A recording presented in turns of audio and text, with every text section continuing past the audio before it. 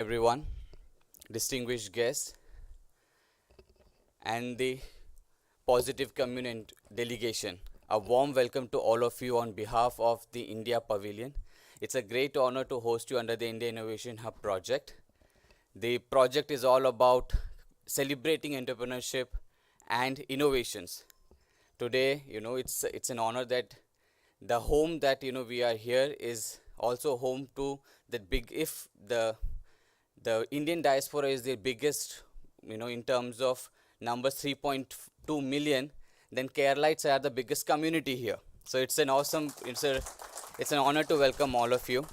To begin with our session, if I may request our chief guest, Dr. Aman Puri sir, to please come on the dais. Also, Mr. Ramesh Mahalingam sir.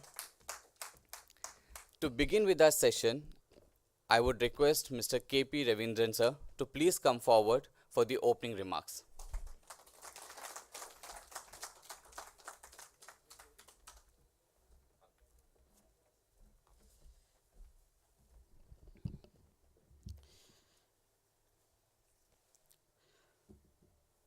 Most respected Consul General of India in Dubai and Deputy Commissioner General of Indian Pavilion here in Expo 2020 Dubai, Dr. Aman Puri sir.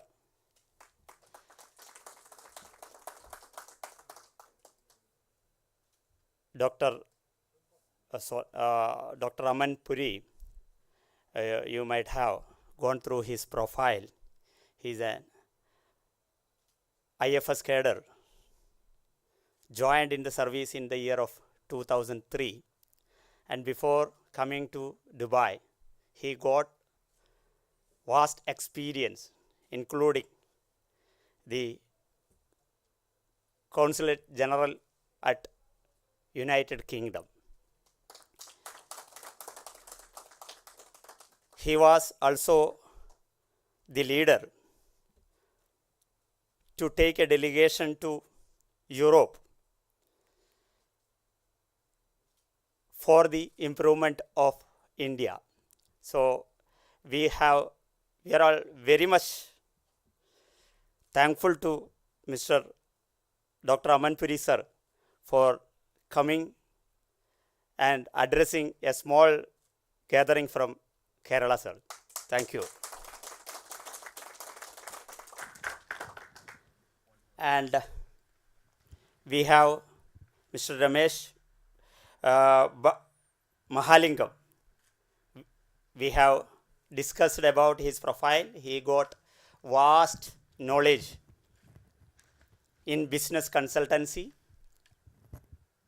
We understand that he is also from South India, from our neighboring state, Tamil Nadu, and he is expert in providing all kind of business support.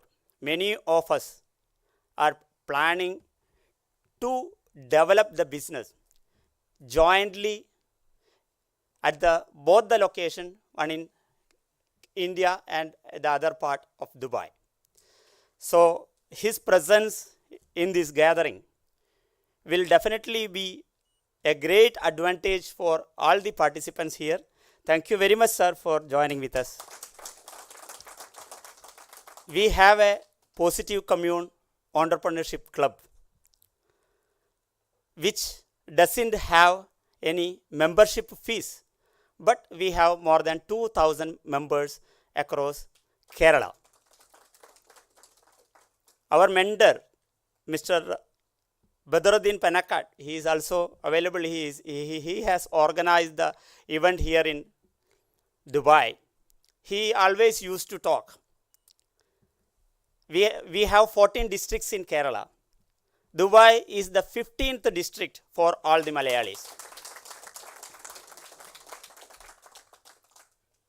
So, and Mr. Sudesh of Daira Tours and Travels is also here.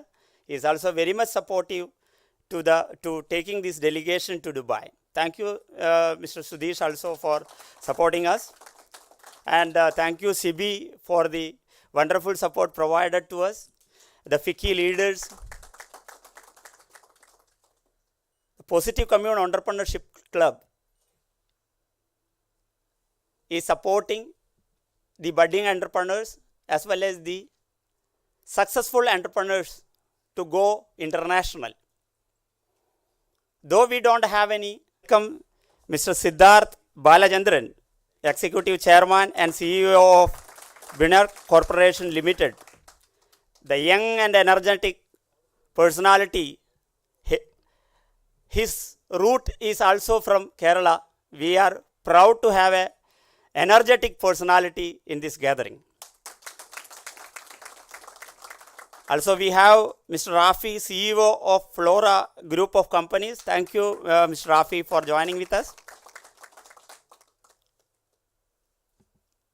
We always discuss that when there is a sincere thought, supported by the sincere efforts, the entire universe will support us for proceeding in our life.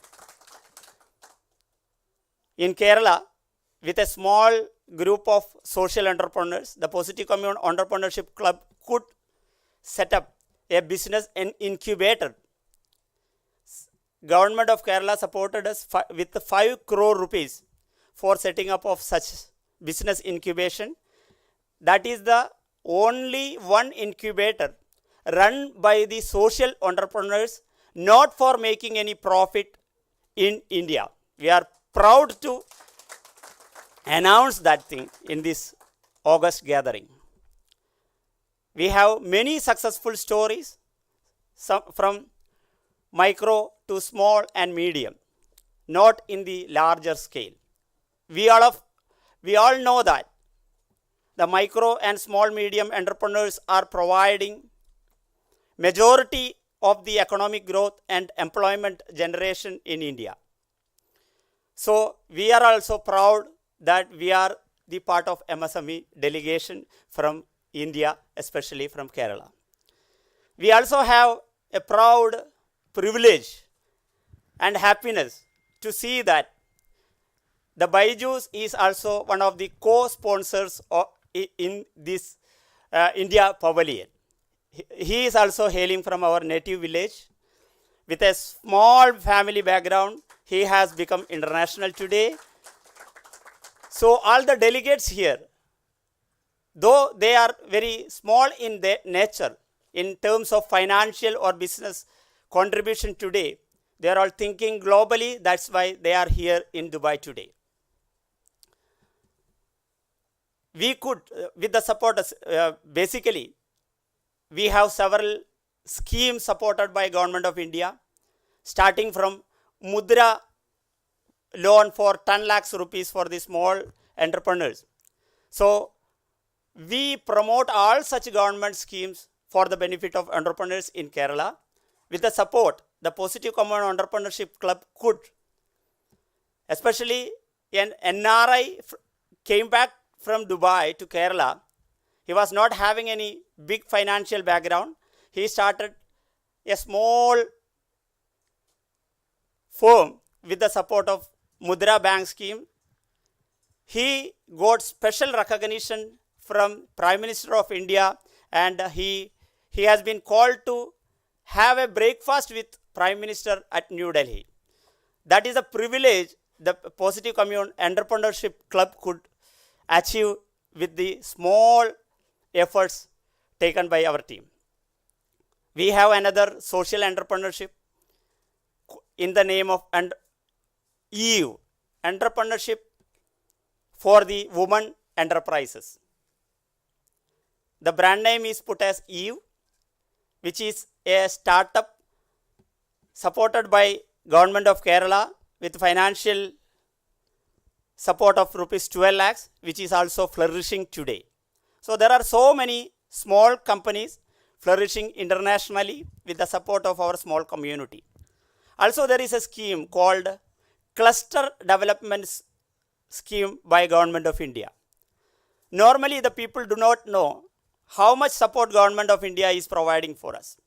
Up to 20 crore rupees, 90% of the grant is given by the government, 70% from the central government and 20% from the government of concerned state government.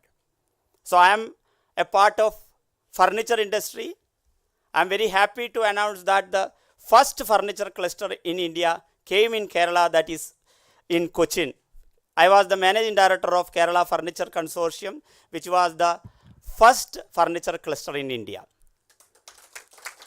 Now we got 8 such furniture clusters supported by 90% financial support by government of India. Normally people don't believe such financial support. Up to 18 crore government is giving in advance. Then only we need to implement the project. We have 8 such furniture clusters in Kerala. All of you or all of the delegates, all of the knowing personalities are welcome to Kerala to visit such a common facility center. Now we have Innovative International Furniture Hub. I am the managing director. I am very happy that I am serving as a managing director right now, not as a position but as a servant. So we believe in social entrepreneurs. In earlier days, we were thinking that money making is the primary objective of business. Now the world has been changed. Money is the byproduct of business. That is what Positive Commune Entrepreneurship Club is believing. The primary objective is to solve the problem of the society. So always we ask the question, primary question, what kind of problem you are going to solve in the society. That is the first question. The second one, scalability. How many people you are able to serve. The third one is the turnover, the problem solving, customer acquisition and the turnover. If all these 3 things are happening right in the place, definitely the money will automatically flow. That is what the Positive Commune Entrepreneurship Club is believing. I am not speaking longer time because Puri sir, he is having so many other activities in between. He came over here to speak with us. So once again, thank you Puri sir for coming with us. Thank you Mr. Siddharth Balachandran. Thank you Mr. Ramesh Mahalingam. And several delegates came to support over here. Thank you for giving the opportunity. Special thanks to Mr. Badruddin Panakkad and Mr. Sudesh for coordinating the function here. We hope with this event, so many Baijus will take birth from the place of Dubai. Thank you once again. Thank you, Mr. Ravi, for enlightening us about the club activities and the scenario. Thank you so much. Now, if I may request Honorable Consul General of India, our chief guest, His Excellency Dr. Aman Puri, to address the gathering, please.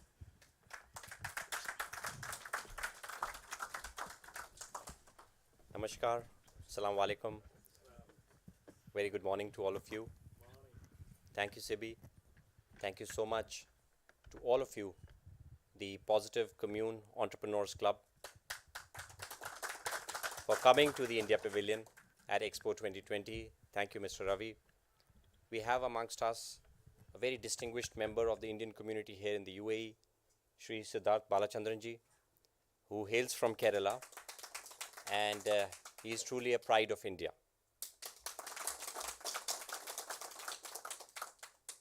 We also have amongst us Mr. Ramesh Mahalingamji, who has been mentoring a large number of Indian nationals and others, who've been working on different fields in innovation, as startups, and he has been contributing in this ecosystem for several decades now. As you are all aware that at the Expo 2020 Dubai, this is the first World Expo in the last 170 years, which is taking place in the Middle East, Africa, South Asia region. So this Expo is very special for India. Not only it is geographically very close to us, it is also an opportunity for India to showcase its growth story. We have a very strong and dynamic Indian community living here in the UAE, 3.3 million strong. out of which almost 1.2 million hail from the state of Kerala. They are truly a pillar of this relationship between the two countries and have truly contributed to the UAE economy, to the economy of India, and to the relationship. Prime Minister Shri Narendra Modi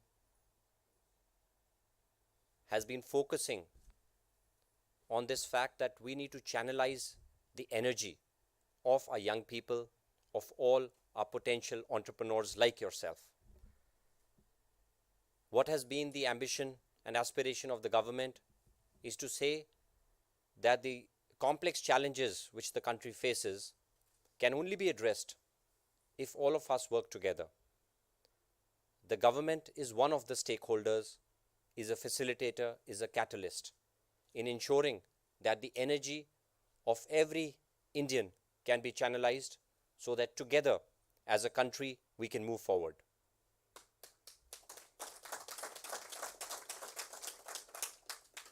The whole world today realizes that India is not just the second most populous country in the world. We are, of course, home to 18% of the global population. But the world also realizes that what we bring on the table truly is a billion ideas. And I think what is very important is that with the success of several of our entrepreneurs, our innovators, there has been a revolution of kinds. The young minds have been ignited. People now feel that they don't need to stand in a queue and only look for a job. They can actually be job creators. They have the ideas, they can become entrepreneurs on their own account. And it can be a matter of immense pride to be able to contribute meaningfully to society, to the economy. And as we heard, as Mr. Ravi mentioned, that making money is not the primary objective of business. The primary objective is to contribute meaningfully to society, to address the challenges. And once we are able to do that successfully, like Byju's was addressing the challenge of providing education and making it possible to use technology and digital means to improve the access towards education, and that is how he created a multi-billion-dollar brand, which is something which we are all very proud of. Here at the India Pavilion, this is a permanent structure, and this permanent structure will continue to serve as a landmark of India here in the UAE. And it will continue to be a vibrant platform like it is today to support India's growth story, to support B2B engagements, to support the showcasing of the best ideas from India, and also to enable the young bright minds from India to be able to connect to their global counterparts, to do more business together. And what I would like to say, I know since you're coming from Kerala, so I don't have to really explain it, but Dubai can be a gateway to the MENA region, to the Middle East and North Africa region. It can be a springboard for your global expansion. So apart from the 14 districts, you must also look at Dubai as a very important platform for each and every one of you to grow. And what we will do here at the India Pavilion, we will continue to offer this infrastructure and this ecosystem, which will of course be developed going forward in a very meaningful way so that it can serve the needs of the Indian business people, of the Indian entrepreneurs and the young innovators. Prime Minister Shri Narendra Modi also declared that January 16th will be the National Startup Day. He mentioned that the startups will be the backbone of New India, and this decade will be the decade of India.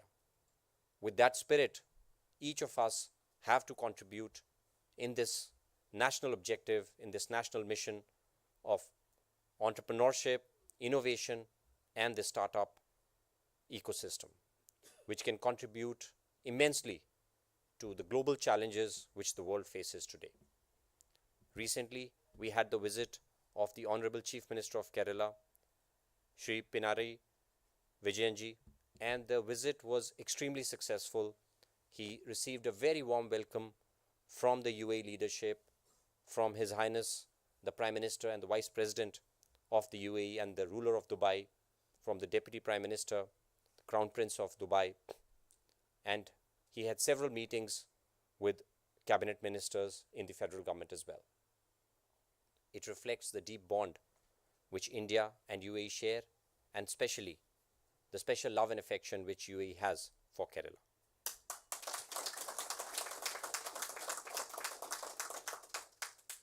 With these words, I would like to once again warmly welcome you here at the India Pavilion, and thank you so much for your visit. Thank you.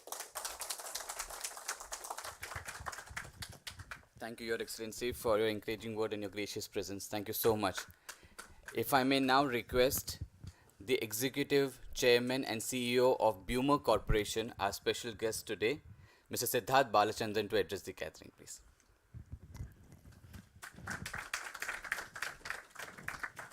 Thank you, Sibi.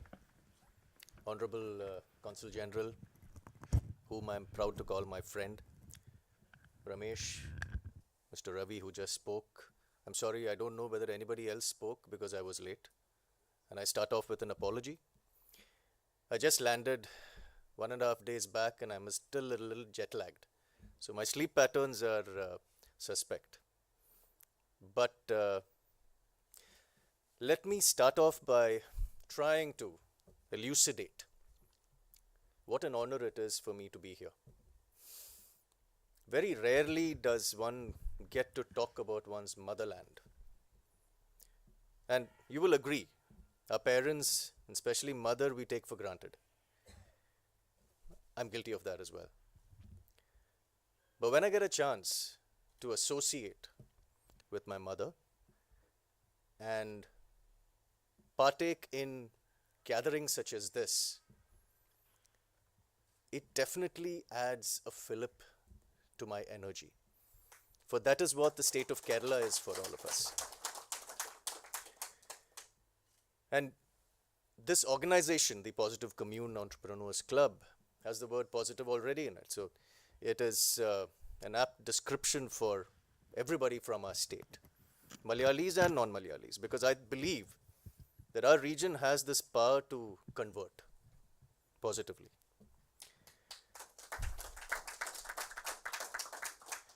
Now, I understand that there are a lot of people here who are in that very sacred stage of the initial phases of a company.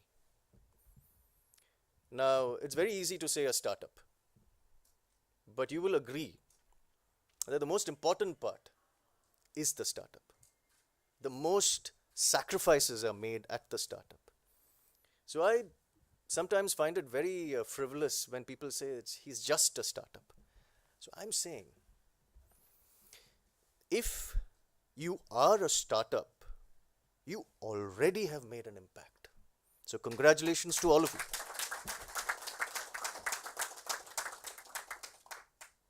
Now, there have been a lot of lessons. My career finishes 24 years tomorrow, actually. But, you know, every phase is marked with a certain sentiment. And this is, I'm telling you what exactly I've experienced. The initial phase is where you have expectation. And when those expectations are not met, you have the maximum disappointment. Now, I believe that if you can transcend this, and it's easier said than done. I myself have been privy to such feelings at the start of my career. If you can transcend that feeling of disappointment and convert that into a thrust for the next phase, which is bound to come. Remember that these are phases, these are temporary. So the adversity and the disappointment that you face in your first phase will most certainly become rocket fuel for the next phase, which is your ascent. So please remember that at all times. Whether it takes 1 year, 2 years, 3 years, 5 years, it is bound to take you to the next level. So please wait for that and be patient. And remember the most important thing here. There's a very thin line between getting inspired and getting carried away. In this valuation-based world, where everything is derived on the price you pay and the value you get, one has to remember that value is good, but sustained value is what you should aim for. So it is not about creating value and then stopping. Creating a pattern for sustained value, irrespective of the time frame, because your company, you have started with an intention that is going to last forever. It is going to probably last beyond you. So that is the intention why all of us have started companies, right? Now, the initial phase of this is very important, which is the phase that most of us in this room are. So remember that at all times. Be inspired. Don't be carried away. With this, I end my small tete-a-tete with you.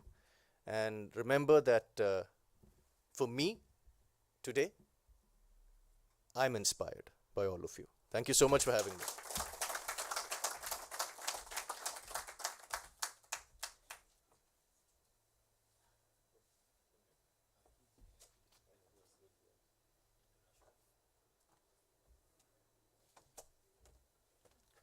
I was just trying to get Sir for a group picture. Thank you so much, sir. It's always a pleasure and honor to listen to your encouraging words. I understand you also have an hectic schedule, but before moving forward, we have an interactive session with Ramesh, sir. Before that, if I may request all our delegation for a quick group picture. And we also have the honor of having Dr. Gunveena Chadda, Assistant Secretary General of FICCI and India Pavilion Director. If I may request ma'am to please join us on the stage for the picture. We also have Rafi sir, the Chief Operating Officer Flora, the Managing Partner and CEO of UHY James, Mr. James Matthew. Badruddin sir, if you can join us on the stage for the picture, and rest of the delegation can join before the stage for a group picture. And then we will carry on with the interactive session further.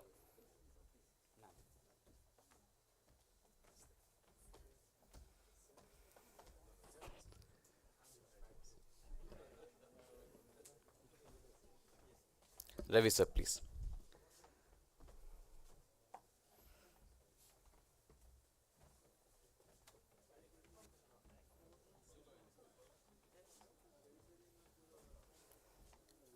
I hope this moment captures a significant memory in your entire exposure visit to Dubai.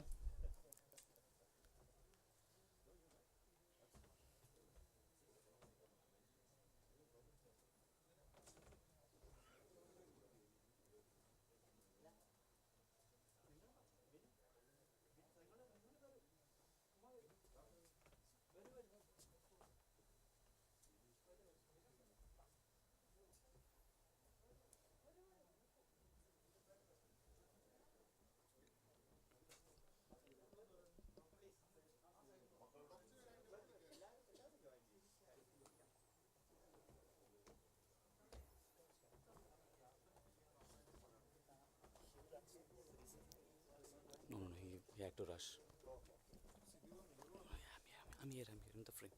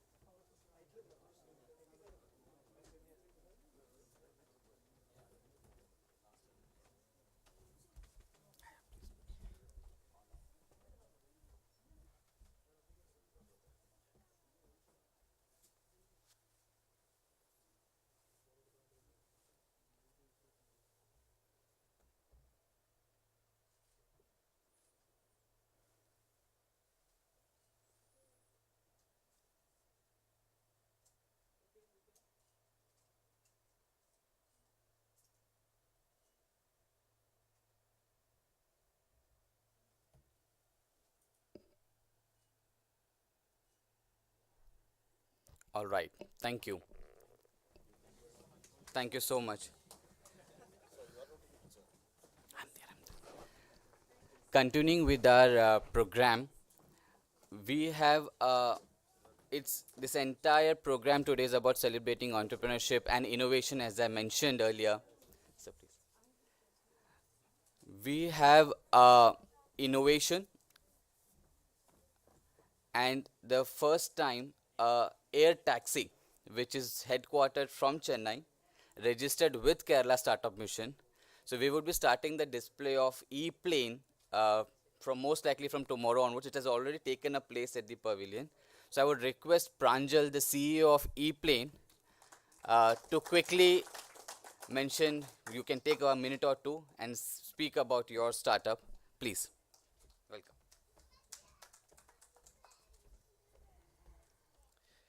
It is indeed an honor to be able to share my journey with this esteemed audience. Thank you for giving me this opportunity. In 1904, they started the New York subway. In 2002, India had its first metro. About 100 years later, today we are able to compete around the world in cutting edge technologies. With the COVID pandemic, just about the time they invented the COVID vaccine in the US, we invented a vaccine in India. Today, I am happy to share that we are building one of the world's first flying taxis. Nowhere around the world is such a taxi today operational. The needs of the Indian market are very different. We get asked often, how is this taxi different? Why are other people not making a similar taxi? But one has to understand the needs of the Indian market in terms of cost, operations are quite different. And why should we bring a taxi from elsewhere in the world when we can develop one ourselves? We have the largest engineering workforce in the world, and we have a very, very diverse culture where all the states together are coming together and developing technologies. I am myself a Marwadi, grew up in Bangalore, studied in Chennai, and our startup is registered with Kerala Startup Mission, right? So I am extremely proud and happy to share that we are doing this in India, and just want to share my journey. I'm 24 years old, so I don't have any smart learnings or anything to share with you, but just want to share my journey with you so that we can also inspire more Indians to make technology. And we are here discussing this in UAE, right? So this is something which is a truly global collaboration that we can have with the world. Thank you. Thank you, Pranjal. This is all what the India Innovation Hub and this entire initiative is all about for, innovations and creative, business ideas like this. Congratulations. E-plane would be displayed here, for another rest of the 1 month, I think until mid-March. Going forward, now I may request the Managing Director of Idle Management Consultancy, a constant support to us. He has been there since day one when we started Elevate pitching sessions, training startups, mentoring all of us throughout the program with Pitch with Panache program. Thank you so much, sir, for agreeing to interact in this session as well. Over to you. Thank you, Sibi. A very warm welcome to all of you. Good morning. Good morning. And welcome to Dubai. This morning has already been very inspiring. Inspiring in words, thoughts, and deeds. I wouldn't have imagined that at 24, somebody's career would be off to such a flying start. Literally. Right? At 25, I came to this country in 87. So you can do the math. You can tell how old I am. Right? So I've been 40 years as a qualified chartered accountant, 40 years in service and practice put together. Decided to become an entrepreneur at the age of 48. After quitting a very well-paying Dubai job, a finance job. And I must say one of my key inspirers was Mr. James Matthew right here. He's been a good friend now for nearly 20 years. So that is the backdrop of what we're going to talk about. You all come to Dubai. Dubai is the El Dorado, the awe-inspiring place, the city of gold, Everything here is spick, span, and clean, and shiny, and very inviting. And between any two trips, I'm pretty certain most of you would have come to Dubai at some point in time in the past. Show of hands. How many people have been here before? Right. And now you've come to Dubai a second time, and between these two visits, you will find so much of Dubai has changed. It's a city that's evolving itself continuously. It's actually an extension of our own microcosm. We have to keep evolving and become a different person in our achievements, in our aspirations, not in our values, but in all our manifestations of our effort and thought and deed. So when I came here first, my aspiration was come here for 3 years, and like my mom said, come make some money, save 10 lakhs, buy some 100 sovereigns of gold, and then come back and resume your career with a multinational. I used to work for Colgate Palmolive when my last job. And that 3 years has become 13 sets of 3 years. So Dubai has been a long series of short terms. And it continues. Now we put roots here. That's the magic of Dubai. Now, again, another show of hands. How many of you want to extend your startup or your businesses into the Gulf? That's nearly all of you. Great. So this is to aspiration. Yeah? Inspiration leads to aspiration. Now, Mr. Ravi mentioned very rightly so, and our CG referred to it too. Our Consul General, Dr. Aman Puri, the Right Honorable, referred to it as your efforts will lead to good for the society, the need to serve society. Yes, that is the outward need. Very true. I'll go a little deeper into this. In order for this outward manifestation to happen, you need an inner drive, a passion. And in nearly all of my interactions with entrepreneurs, I drive at this. Examine your passion, see how many horsepower your passion holds, and step up that horsepower. That will lead to even bigger reach in its external manifestation. Right? Now, I have, for today's agenda, I have a few points to discuss, and I think I've got my cues from most of you. You would like to extend your businesses into Dubai, the UAE, and the Gulf. How many of you are thinking of setting up a business or a branch or an office here? Show of hands. Nearly the same number, right? Well, congratulations on being ambitious entrepreneurs. Not just entrepreneurs, but ambitious entrepreneurs. Setting up an overseas subsidiary is, in many ways, more challenging than just selling to an overseas customer. So I'll give you some clues, some tips to do so. First and foremost, you might be wondering as to what the laws of Dubai are. Dubai is great for tourism and so on and so forth, but what are the laws here in Dubai? So there are 3 kinds of companies that you could set up here. One is a company in the mainland, which means it is under the jurisdiction of Dubai's version of the Registrar of Companies. It's called DED, Department of Economic Development. This is mainland. In colloquial terms, mainland company. The companies would be an LLC, limited liability company, typically for an expat. Now, this could be 100% owned by you, or for certain categories of businesses, you will necessarily need a UAE national. Even today, after the laws have changed, you will need a UAE national to be a minimum 51% shareholder in your business, depending upon the specific activity that you desire to carry. Certain activities are only open to UAE nationals and not to expatriates. Very few. Yeah. So you'll have to examine what is the precise nature of category, and the list of categories is hundreds long, and it's all available in the public domain. That's the other thing about Dubai. Almost everything about Dubai's governance is online. and is electronically dispensable. So if you're electronically savvy, web savvy, mobile savvy, you can get a lot of this done sitting in Kerala itself, even before you land up here for setting up your company. Second, the second category of company would be a free zone company. A free zone company, by definition, has to be within a free zone.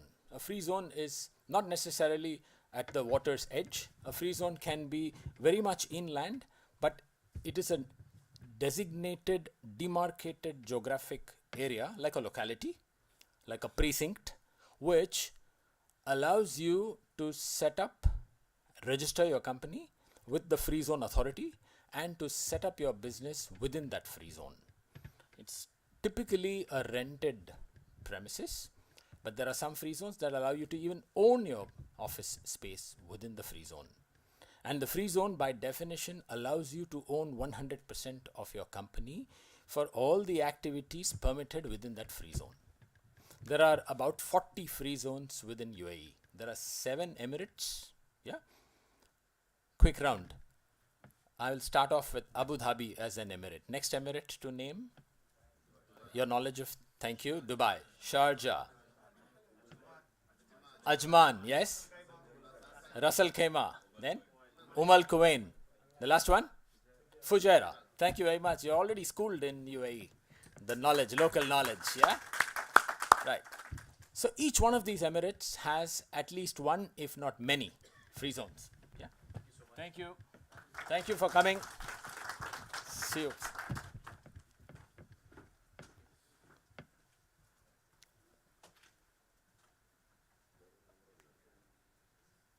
So each of these emirates has at least one free zone, if not more.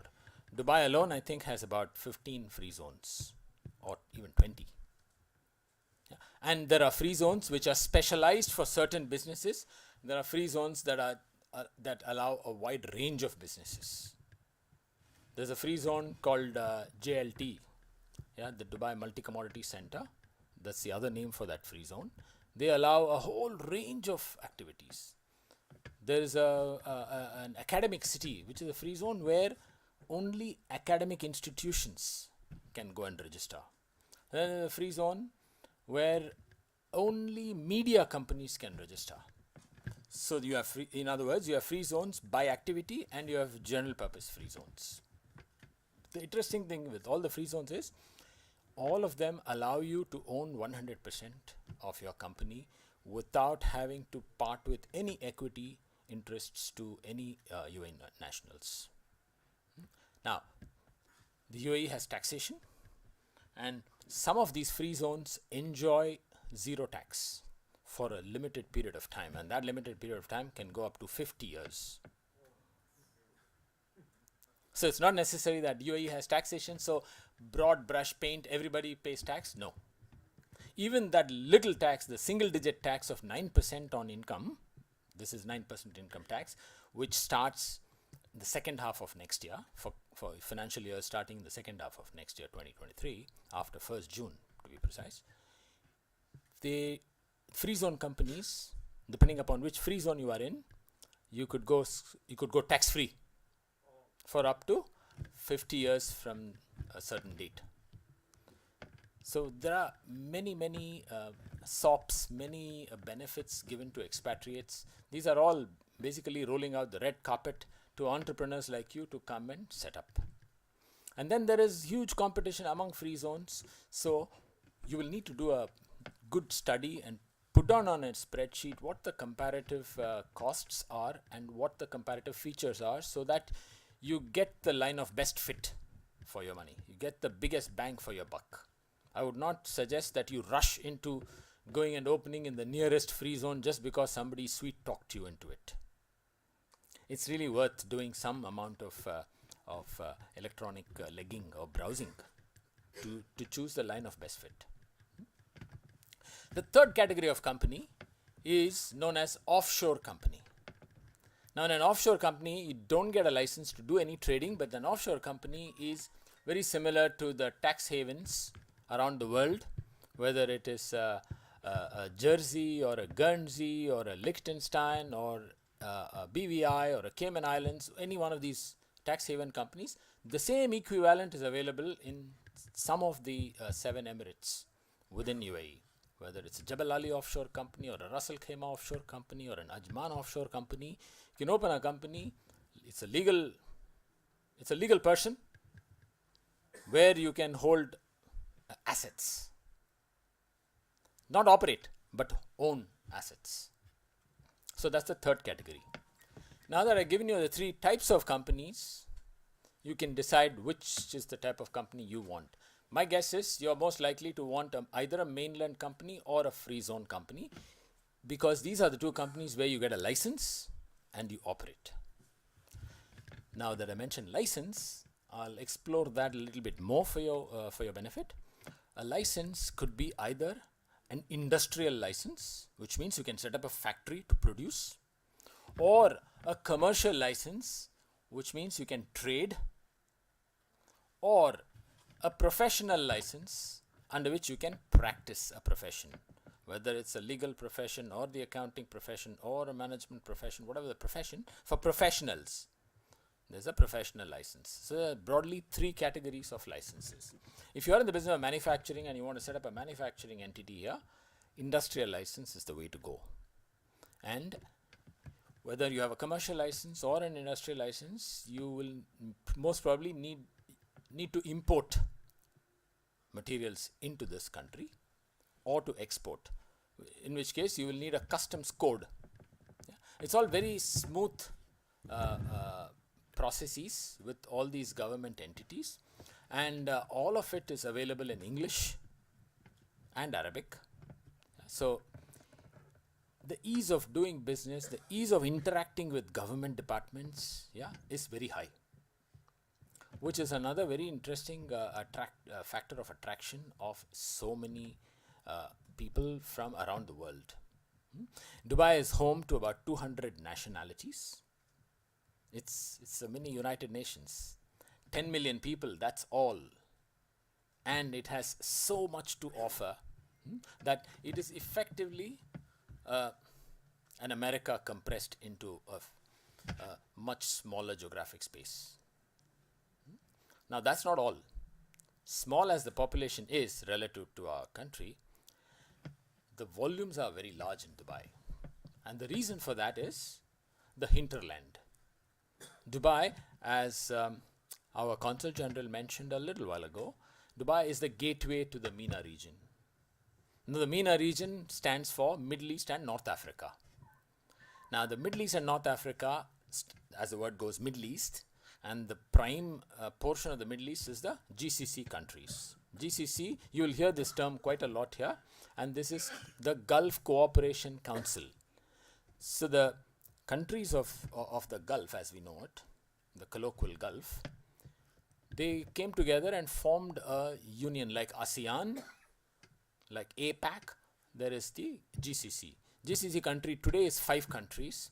Iraq is no longer part of the GCC, and these 5 countries are, again, round robin: UAE, Saudi Arabia, Bahrain, Qatar, Kuwait, Oman. It's 6. It used to be 7. I correct myself. It used to have Iraq in there until the invasion. Iraq got out, so we're down to 6.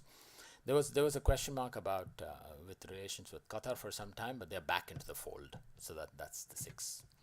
Now, the GCC, and then the extended Middle East is you'll hear another term quite often: Levant countries. Levant countries are your Lebanon, Jordan, Syria, and so on. And now, of late, since the Abraham Accord was signed mid-October 2020, for the past 1 year and 4 months or 5 months, we have Israel in the mix. Israel and UAE are having quite deep connections, all built over a very short period of time.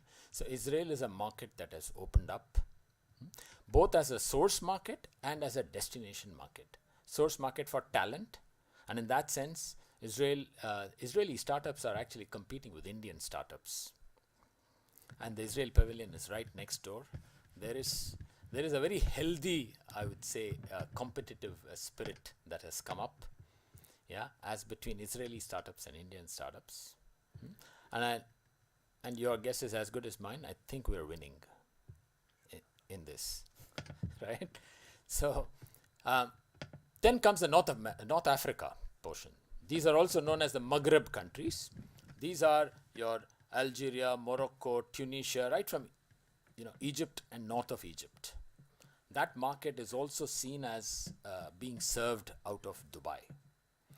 What happens typically is the Maghreb countries and the Sub-Saharan Africa, the Francophone Africa, all these countries treat Dubai as their regional, the term mandi we have in India, the marketplace. This is their mandi. This is where they come for all their buying. And a number of these countries are served not by fancy cargo planes and so on, but by the dhow. You'll find quite a lot of the dhow trade happening between the ports of the Emirates here and Africa. As far as Africa, this dhow trade is still prevalent to this day for cheap transportation. So trading has been traditionally the mainstay of Dubai's economy, and that is giving way. That actually started accommodating manufacturing, light manufacturing. We don't have too many heavy industries here. The only really heavy industries are the aluminium plants and the steel plants. The reason these plants they're able to economically sustain themselves, they're viable here, is because of cheap power. Power is the largest source, the largest raw material for these industries, aluminium, steel and glass primarily. And so power is very cheap, especially in Abu Dhabi. Power is really cheap, and so these industries have sprung up and they are here to stay. Other than this, industries are largely light manufacturing. With the heavy industries are elsewhere. For example, India, they get exported to UAE, and at UAE they get finished into final products. Or where petroleum is the raw material, the distillation process is the raw material, the finishing industries are over here, packing industries here, food industries, and there's a huge thrust on food security. So food security, yeah, is a big theme in setting up industry here. If you have any questions, I'd like to take any specific questions. I'd like to take them because your need, I don't precisely know what your specific needs are, but whatever it is, I think you should get some value out of your visit here. So if you have any questions, please feel free to throw them up here. We have eminent UAE business and advisory team to support me in this quest. Any questions? Yes, please. Age before beauty.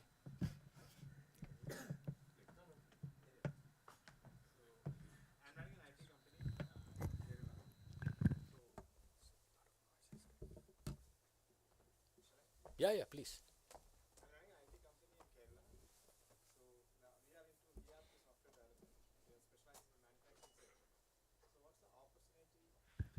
What's the opportunity in the manufacturing? You said the heavy industries and other the light manufacturing industries are there, I think.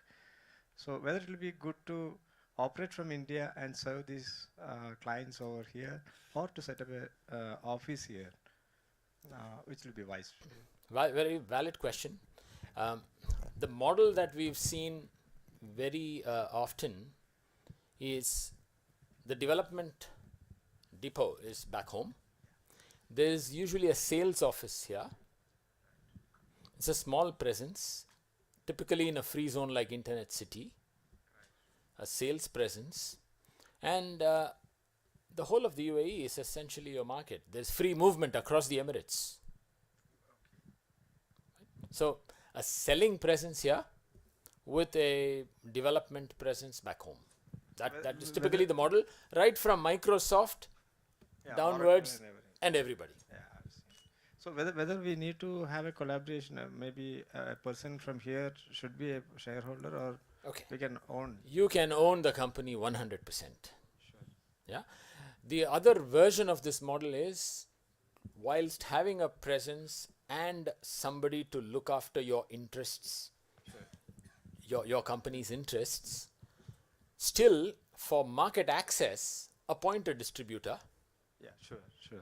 who has the people and the access Connect you. and the clientele and the network and the contacts. Correct. Your person supports them technically and also keeps an eye on them. So for the sales and marketing, better we collaborate with somebody. It's advisable because then your go-to-market timing is shortened. Sure. So we are strong in technical side. You're strong on the technical side, and they are strong in the in the market front. This way, you can expand in multiple markets at the same time without having to put out too much of your working capital. You can appoint a distributor in each of the Gulf countries and have them do the legging of the market for you. Right? Thank you, sir. Pleasure. Yes, sir.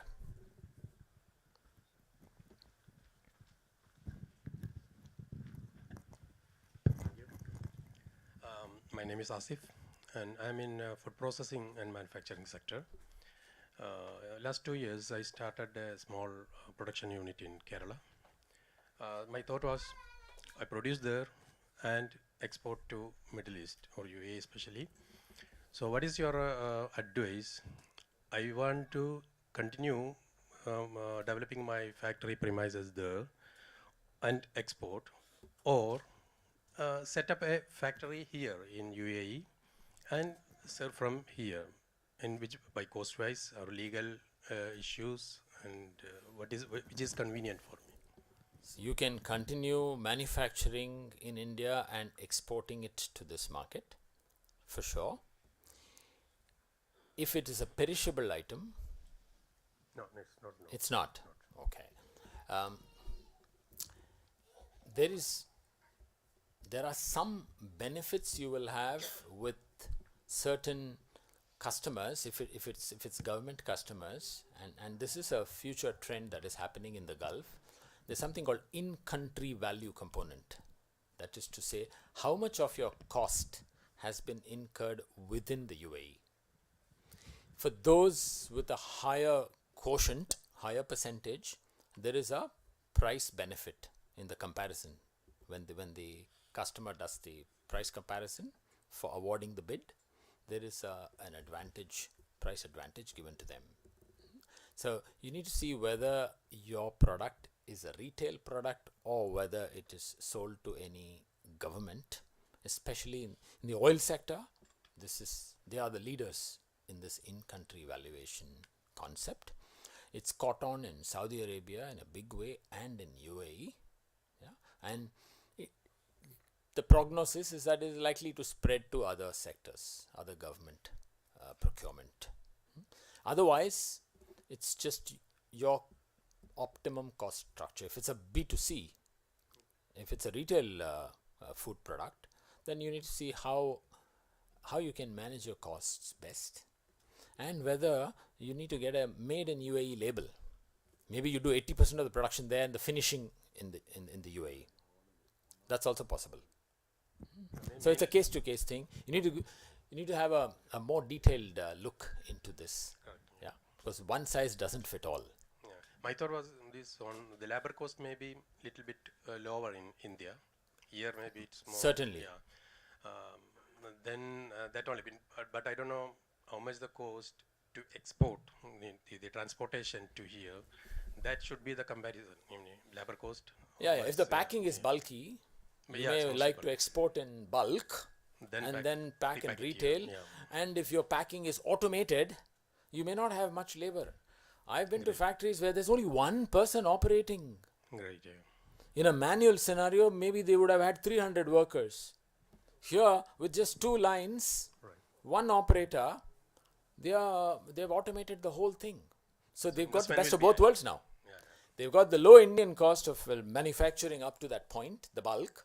And then they've got this very low cost, hygienic, neat, made in UAE label, everything by packing it in the UAE. So you could look at a combination depending upon what it is and how the economics play out. At the end of the day, numbers. James would like to add something. Just to answer you, I think as you rightly said, you could always continue to manufacture your goods there because it's going to be very expensive if you start your manufacturing activity here. And you are only exploring the possibility of distributing those items.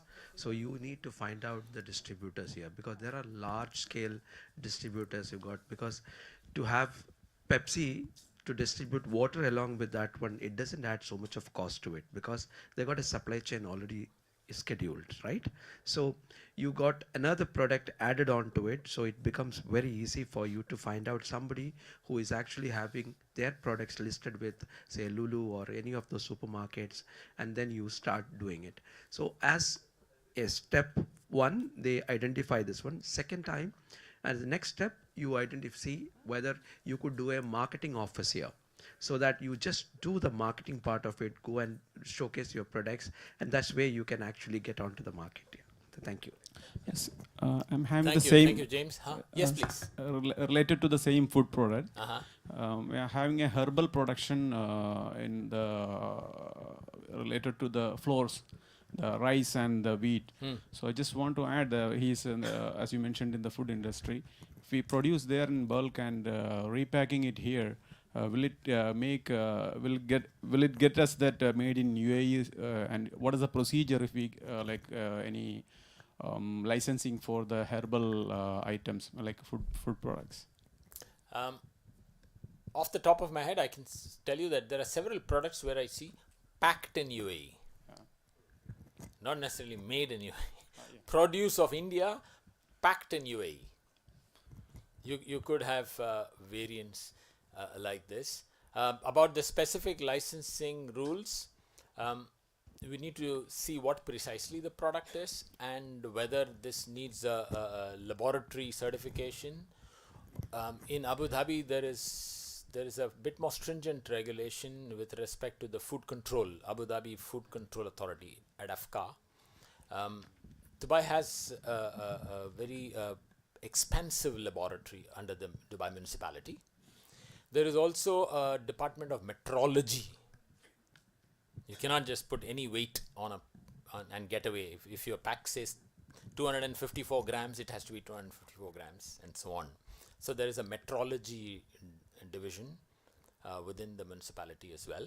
And so there are rules and regulations. The specific instances, your advisor will guide you on these.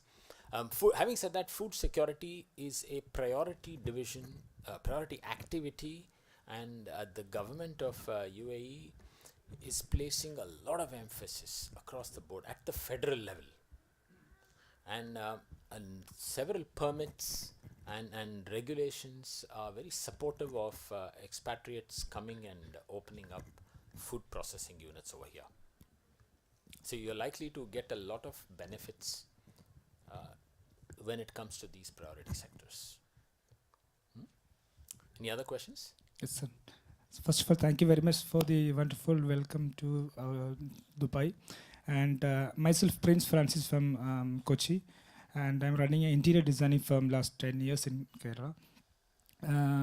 And we have already many customers from Dubai also. So we are planning to set up a new marketing office here in Dubai. And initially we are planning a marketing office, and afterwards we are like to start a company here.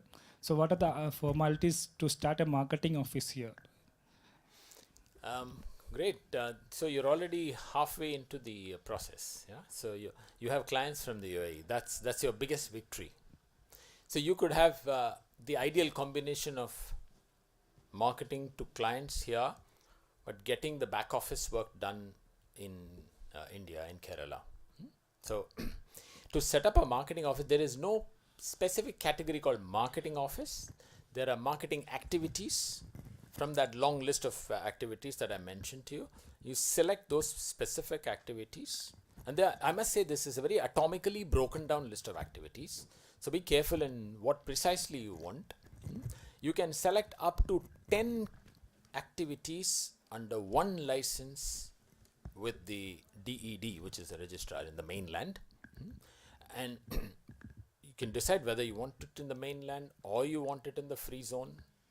Yeah? The distinction between the mainland and free zone has, as I mentioned earlier, largely gone away with the opening up of 100% ownership, expat ownership.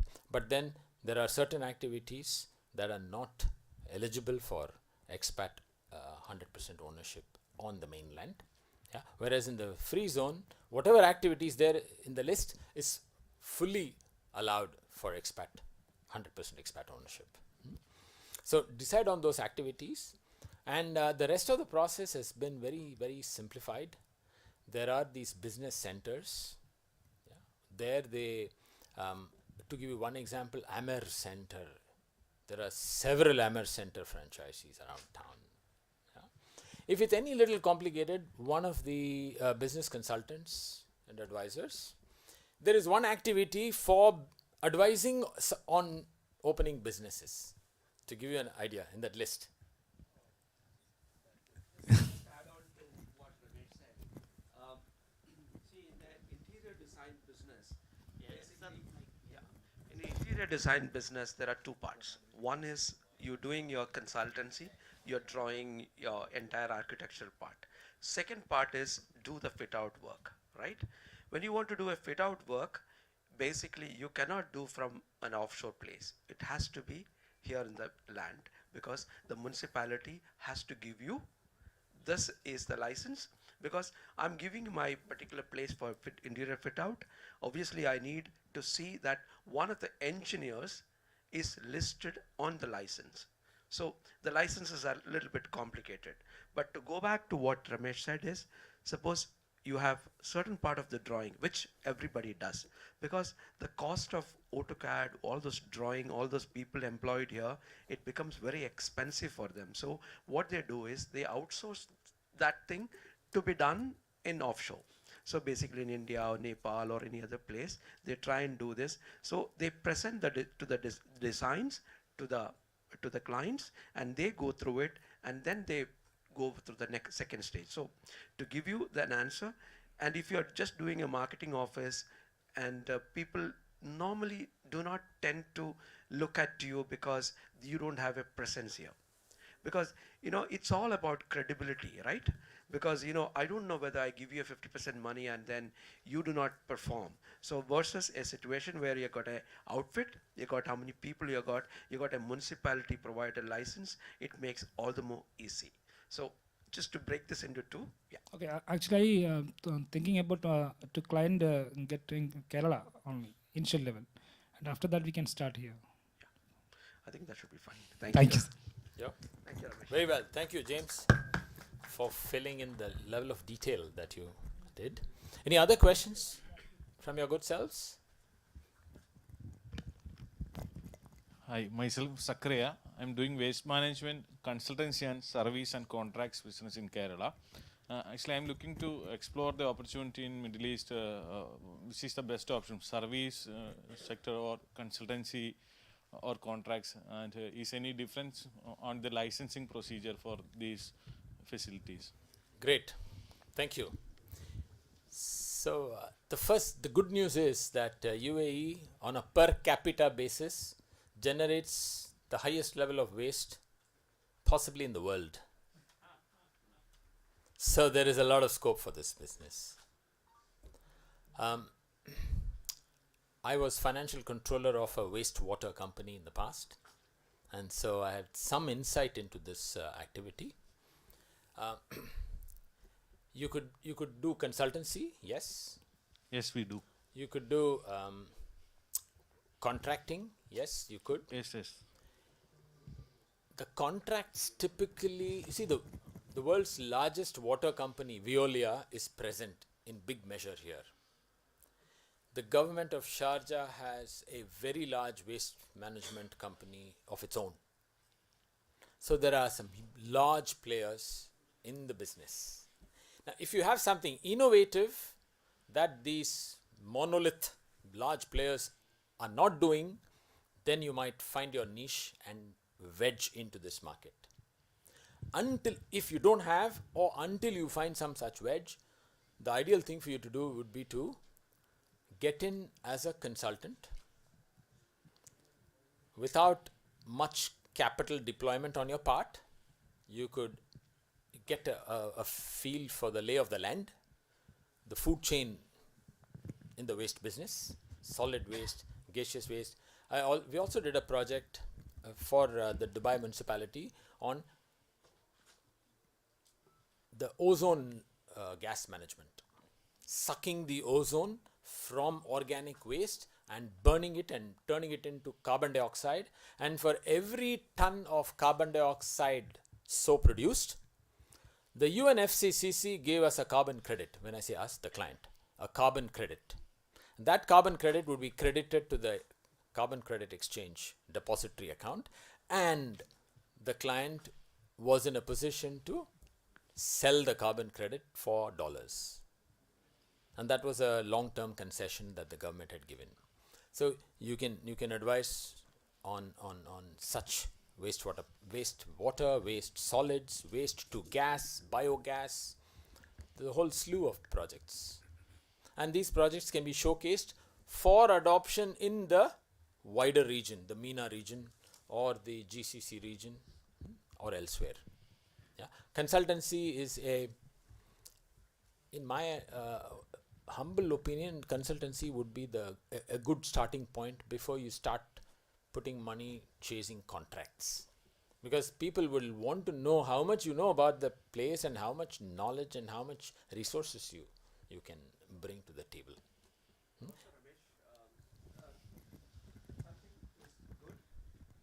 Today, I think with effect from this month, the UAE has actually wanting every household to actually categorize your waste into, there are 2-3 types of different waste. So what happens is, in a traditional way, when a waste management company comes in and picks up, they actually take one set of waste and go. Now you got 3 sets of waste sitting there, and there are 3 different trips coming up there, and the waste management cost is going up. There might be a lot of opportunity for contracting basis to come in and fill up, because there are large companies they're doing this activity, but I think they will run short, and there could be an opportunity into that contract, because I do a subcontracting with the people, because someone has to collect it on the third day or a second day, right? So that could be one. It has just come in, I think, last week onwards. Yeah, the UAE is getting very climate conscious. They've announced the ban on plastic at various levels, so it will progressively keep coming. So plastic bags would be banned to start with, and paper bags and other alternatives to plastic. The biodegradable plastics will come into play. There is much happening in this field, and if you have, knowledge will separate you from the rest of the pack. If you have cutting edge knowledge in this business, then a consulting would be a good start. You will soon figure out the ropes and then step up into contracting. The other very important thing I wanted to add to all of you is that funding in the UAE in dirhams or dollars, and the dirham is pegged to the dollar, so there is no fluctuation between dirhams and dollars. So currency fluctuation need not be an issue in your calculations. The rate of interest on dollars is much lower than that of the rupee borrowing rates. Similarly, the rate of interest in dirhams is very close to the dollar borrowing interest, which in turn means that it's much lower than the interest in Indian rupee interest rates. You need to be eligible to borrow. There are eligibility criteria which your advisors will tell you, financial advisors, your auditors will tell you. But if you are able to borrow in dirhams, that's a much better priced borrowing than in Indian rupees. Yeah. Any other questions? And one more clarification. What about if you have already a private limited company in India registered? Can we start a branch here? Or yes, you can start a branch. There is a branch license available. Okay. You can start a branch. You have to give some guarantees to the government, but yes. And which area, mainland or free zone is? Both are possible. You can open a branch in the mainland or in the free zone. Okay, thank you Both so are much. possible, depending upon whether the free zone has that that particular free zone, whichever you're choosing, whether they have that activity category or not. Yeah.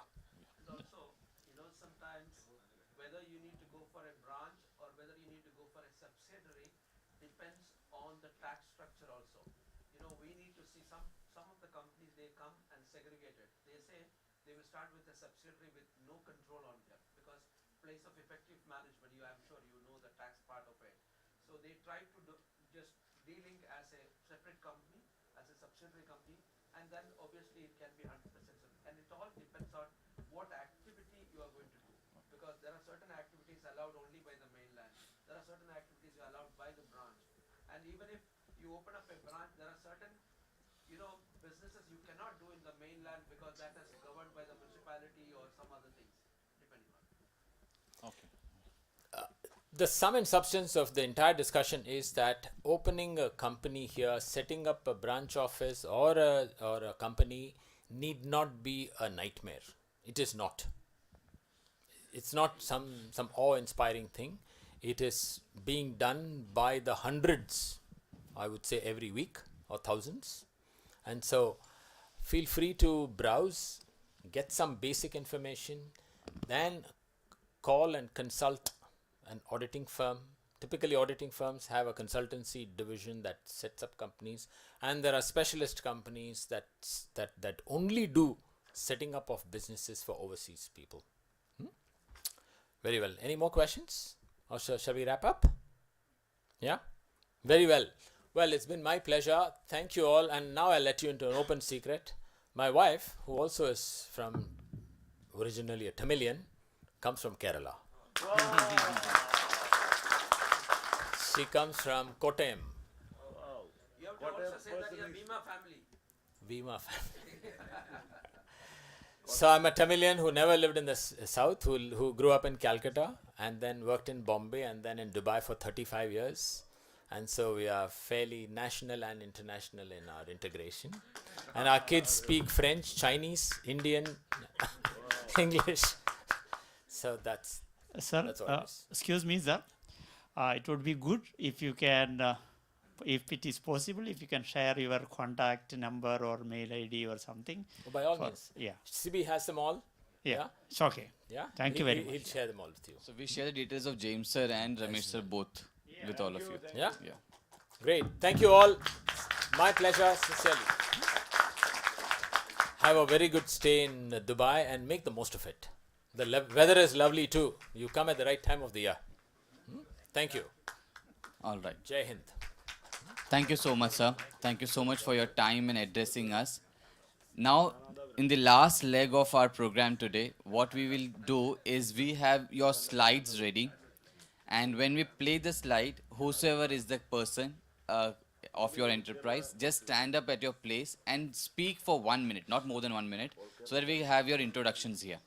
All right? So can we have the slides, please? AVT.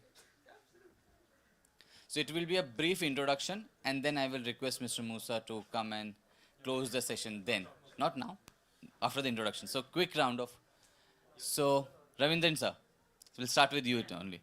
So just quickly, because this session is live, people are watching it and it will be recorded. It will be on the records of Expo. So it will be good to have and know all of you.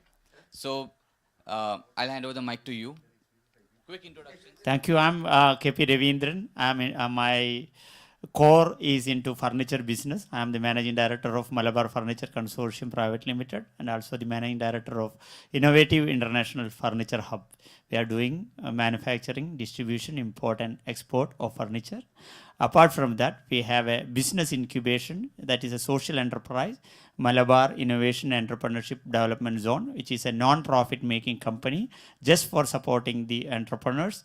I'm the voluntary director of that organization also. Thank you very much. Thank you. So we have an example also of how to have the short introduction. Next slide, please. Mr. Musa, yeah. എല്ലാവർക്കും ഒരു പേടി ഉണ്ടാവും English തന്നെ പറയണമെന്ന്. അങ്ങനെ നിർബന്ധമൊന്നുമില്ല. അത് പൊളിച്ചുകളെന്ന് വെച്ചാൽ മലയാളത്തിൽ പറയുന്നത്. കാരണം ആളുകൾ ചിലപ്പം എല്ലാവർക്കും അങ്ങനെ പറയാം. എന്നെപ്പോലെ ഇംഗ്ലീഷ് സംസാരിക്കാൻ ചിലപ്പോൾ എല്ലാവർക്കും കഴിഞ്ഞോണമെന്നില്ലല്ലോ. അതുകൊണ്ടാണ്. ഓക്കെ. അപ്പോൾ ഞാൻ പിന്നെ ബേസിക്കലി മെഡിക്കൽ ബിസിനസ്സാണ്. പിന്നെ കണ്ണൂരിലും പെരിങ്ങത്തൂരിലും ഒരു മെഡിക്കൽ റീറ്റെയിലറാണ്. പിന്നെ ലാബ് ഇത്തരം പരിപാടികളാണ്. ഇപ്പോൾ കണ്ണൂരിൽ വന്നതിന് ശേഷം പിന്നെ കമ്മ്യൂണിറ്റിയാണ് എൻ്റെ ബിസിനസ്. കമ്മ്യൂണിറ്റിയിൽ ആക്ടിവിറ്റീസ് ഉണ്ടാവാം. പിന്നെ ഇത്തരം ബിസിനസ് മീറ്റുകളൊക്കെ നമ്മൾ നടത്തുക. ഇതൊരു ബിസിനസ്സല്ല, പക്ഷേ ഇതൊരു പ്ലഷറാണ്. പിന്നെ ഞാൻ കണ്ണൂരിൽ ഈ ഒരു കമ്മ്യൂണിറ്റിയിൽ വന്നതിന് ശേഷം ഞാനൊരു HR സർവീസ് കമ്പനി സ്റ്റാർട്ട് ചെയ്തു. ebishr.com എന്നാണ് അതിൻ്റെ പേര്. അതിൽ ഞങ്ങൾ ചെയ്തുകൊണ്ടിരിക്കുന്ന കാര്യങ്ങൾ പിന്നെ HR റിലേറ്റഡ് ആയിട്ടുള്ള കാര്യങ്ങൾ ഔട്ട്സോഴ്സ് ചെയ്യുന്ന കമ്പനിയാണ്.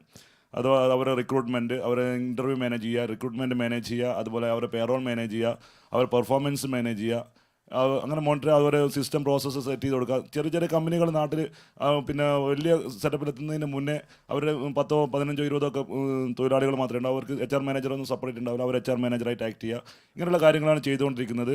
അത്തരം സർവീസുകൾ നാട്ടിലും അല്ലെങ്കിൽ വിദേശത്തൊക്കെ ആവശ്യമുള്ള ബാക്ക് ഓഫീസ് സപ്പോർട്ടോടുകൂടി ആവശ്യമുള്ള ആളുകളെ കണക്ട് ചെയ്യുക എന്നുള്ളതാണ് എൻ്റെ ഒരു business purpose. Thank you all. Next slide. Thank you, sir. Thank you. Mr. Iqbal. Good morning all. കാണുന്ന പോലെ തന്നെ എൻ്റെ പേര് മുഹമ്മദ് ഇക്ബാൽ. ട്രാവൽ ഏജൻ്റാണ്. Flygama travel solution private limited എന്ന കമ്പനിയുടെ മാനേജിങ് ഡയറക്ടറാണ് ഞാൻ. ഈ വന്നിട്ടുള്ള ആൾക്കാരെ കംപ്ലീറ്റ് ഞാൻ കൊണ്ടുവന്നത് ഞാനാണ്. പിന്നെ അതുപോലെ എൻ്റെ കണ്ണൂരിലാണ് ഞാൻ സ്റ്റാർട്ട് ചെയ്തത്. ഇപ്പം കൊച്ചിയിലൊരു ഓഫീസ് ഇട്ടിട്ടുണ്ട്. അവിടെ basically tours and visas, global visa എല്ലാം നമ്മൾ ചെയ്യുന്നുണ്ട്. നിങ്ങളുടെ ഒരു ഇഷ്ടം പറഞ്ഞാൽ മതി, എവിടത്തേക്കാണ് വേണ്ടത്, എങ്ങനെയാണ് വേണ്ടതെന്നുള്ളത് കംപ്ലീറ്റ്ലി ഞാൻ ചെയ്തു തരും. That's all. Thank you.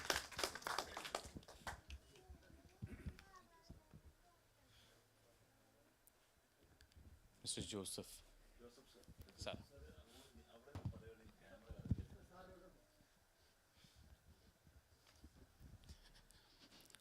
Good morning. I am Joseph Paigada from Kannur. I am doing food industry.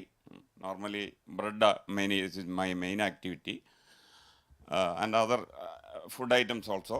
We have the idea to start a tourism-based resort in Kannur, Payyambalam. We have got 2.75 acres of property there in beach front. That's all. Thank you.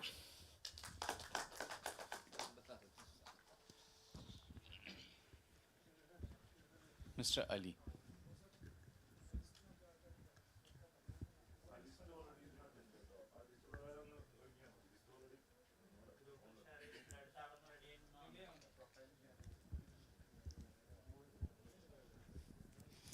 Hello, myself Ali Asgar. Actually, I am from Meuble Furniture and Interior.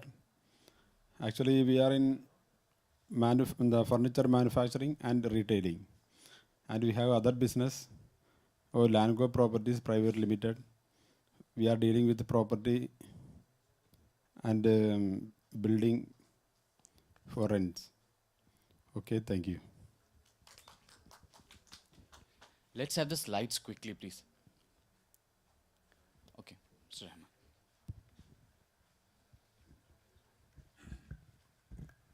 I am Shoaib Rahman, founder and director of Papul India. Our business segment is newborn dress manufacturing. We are unique in our own way. The raw cotton collected from the farmers, then converted into cotton yarn, and then into cotton fabric by the process of yarn inking. Further, it is dyed and made into combed cotton through the process of bio-washing and interlocking. The fabric becomes 100% non-allergic. This is our process. Thank you so much. Mr. Asif. Thank you. എൻ്റെ പേര് ആസിഫ്. ഞാൻ food processing and food manufacturing ഫീൽഡിലാണ്. ഏതാണ്ട് 24 വർഷത്തോളം middle ഈസ്റ്റിൽ പല കമ്പനികളിൽ food processing രംഗത്ത് വർക്ക് ചെയ്ത് സ്വന്തമായി ഒരു പരിപാടി തുടങ്ങാമെന്നുള്ള നാട്ടിൽ 2 വർഷം മുന്നേ ഒരു കമ്പനി തുടങ്ങിയിട്ടുണ്ട്. ഇപ്പം മെയിനായിട്ട് മാനുഫാക്ചർ ചെയ്യുന്നത് മാക്കറോണി പാസ്ത സെഗ്മെൻറ്റ്. 2 സെഗ്മെൻറ്റാണ് ഉള്ളത്. ഒന്ന് നമ്മൾ ബ്രേക്ക്ഫാസ്റ്റ് സെഗ്മെൻറ്റ് അതിൽ മാക്രോണിയാണ് തുടങ്ങിയിട്ടുള്ളത്.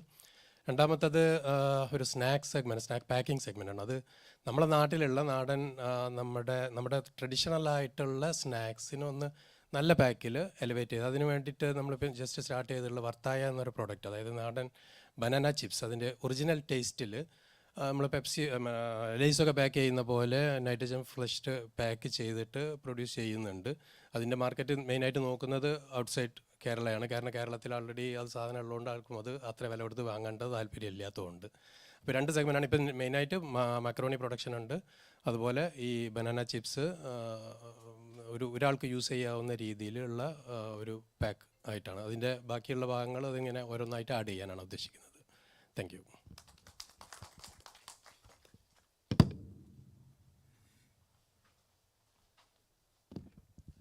Good afternoon all. I'm Manu John from Empower Engineers in the category Electrical Contracting. We design and execute the electrical system for entire industrial and commercial establishment. We are not looking into residential establishments. We are only for industrial establishment. Our services includes panel board manufacturing and installation, transformer installation, generator installation, cable laying and installation and cabling for all motors like from half HP to big much motors like 500 HP or 1000 HP motors. Thank you.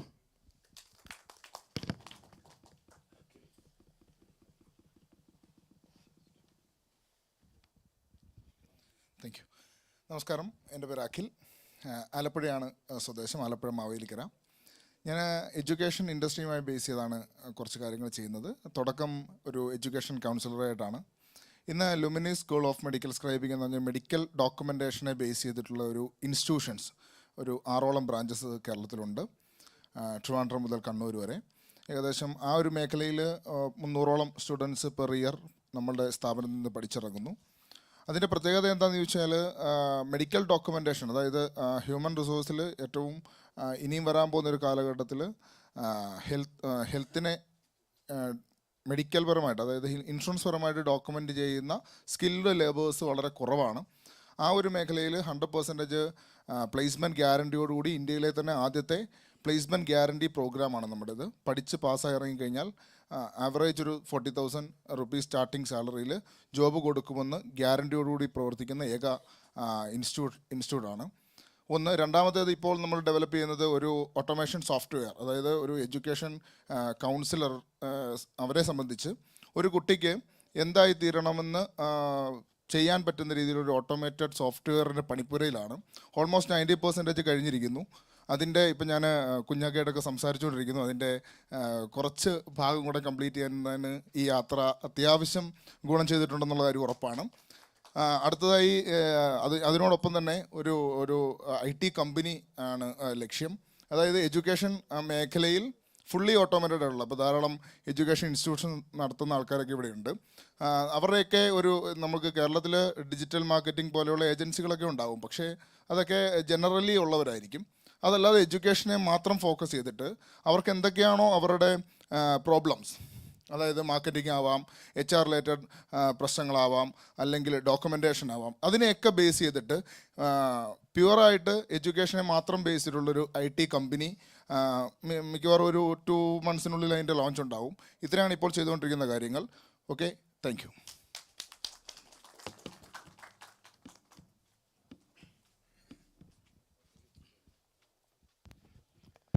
Good morning all. My name is Abdul Rahman. You can call me as AR. My native place is Pattambi, Palakkad district. I am dealing with real estate mainly. My company name is Landgo Private Limited. I am the managing director. And also dealing with crusher quarry and one more crusher quarry operation in Kerala and Tamil Nadu. And one more sector is education. I am running an international school in Pattambi. And I am the chairman of PG Academy group of institutions. Thank you. My mobile number is 160016. First, ningal add cheyyam. Okay, thank you. Hello everyone. My name is Shiju Abraham. My company name is Iceton Private Limited. Mainly, I am operating in Mumbai-based company. Basically, this company is we are doing for contamination control system for especially for pharma and hospitals.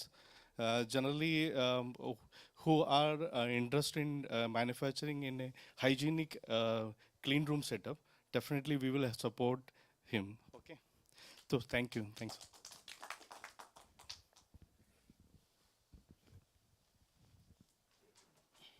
എൻ്റെ പേര് മുഹമ്മദ് ഷാഫി. ഞാനിവിടെ തളിപ്പറമ്പ് എന്ന സ്ഥലത്താണ് താമസം. പിന്നെ ഞാൻ ചെയ്യുന്നത് complete building materials ഷോപ്പാണ്. പിന്നെ ബേക്കറി ഉണ്ട്. അപ്പോൾ അതിൻ്റെ പാലസ് സ്റ്റേറ്റസ് എന്ന് പറഞ്ഞ ഷോപ്പാണ് ബിൽഡിംഗ് മെറ്റീരിയൽസിൻ്റെ. അതിൻ്റെ ലോഗോ പ്രകാശനം ചെയ്യാൻ വേണ്ടിയിട്ട് എൻ്റെ നാട്ടുകാരനും മറ്റേ മദനിക്കാനെ ക്ഷണിക്കുകയാണ്. ബിൽഡിംഗ് മെറ്റീരിയലിൻ്റെ രാജാവായിട്ടുള്ള ആൾക്കാരുടെ കൊടുത്തു. ഒരു ഫോട്ടോഗ്രാഫർ ഒരു photo.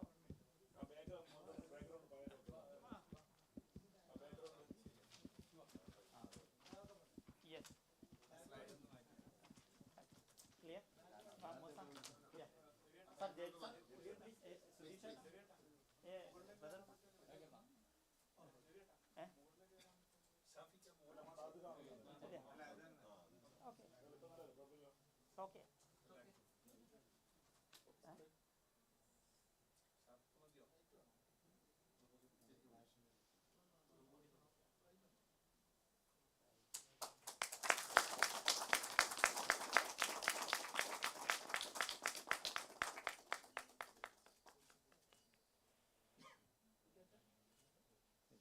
Okay, thank you.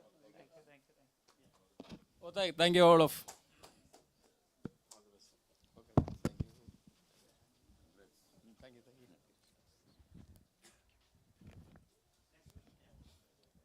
Hello, very good morning, Central. Yeah, very good morning, everyone. I am Ajay Gobinathan, Managing Director of Kamala Smart Private Limited, which is situated at Chenganur. I have an expertise for nearly 21 years dealing with grocery products, building materials, home appliances, and medicines. I'm also the Managing Director of Kamala's Infra Developers, dealing with land and doing all the infrastructural development. We have planning for a growth of 10 counters in the coming 3 years. Thank you.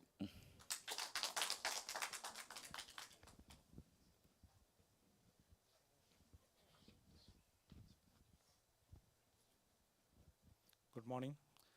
എൻ്റെ പേര് നൗഫൽ. ഞാൻ വരുന്നത് വയനാട് മാനന്തവാടി എന്ന സ്ഥലത്താണ്. ചെയ്യുന്ന business retail pharmacy ഔട്ട്ലെറ്റുകൾ. ഇപ്പം നിലവിലിപ്പോൾ 2 വർഷമായിട്ട് തുടങ്ങിയിട്ടുള്ളൂ. 3 outlet already running ആയിട്ടുണ്ട്. ഇപ്പം ഭാവിയിൽ ഒരു 5 വർഷം കൊണ്ട് കൂടുതൽ ഔട്ട്ലെറ്റുകൾ നമ്മൾ ഫോക്കസ് ചെയ്ത് ഏകദേശം ഒരു 50 ഔട്ട്ലെറ്റുകൾ 5 വർഷം കൊണ്ട് കവർ ചെയ്യണമെന്നാണ് ഉദ്ദേശിക്കുന്നത്. അതിൻ്റെ കൂടെ തന്നെ സർജിക്കൽ എക്യുപ്മെൻറ്റ്സ്, ഹോസ്പിറ്റലിൽ ആവശ്യമുള്ള ഡിസ്പോസിബിൾ ഐറ്റംസ്, അതൊക്കെ അതിനുള്ള ഹോൾസെയിൽ ഡിസ്ട്രിബ്യൂഷനും കൂടി സ്റ്റാർട്ടപ്പായിട്ട് ചെയ്യുന്നുണ്ട്. Okay, thank you.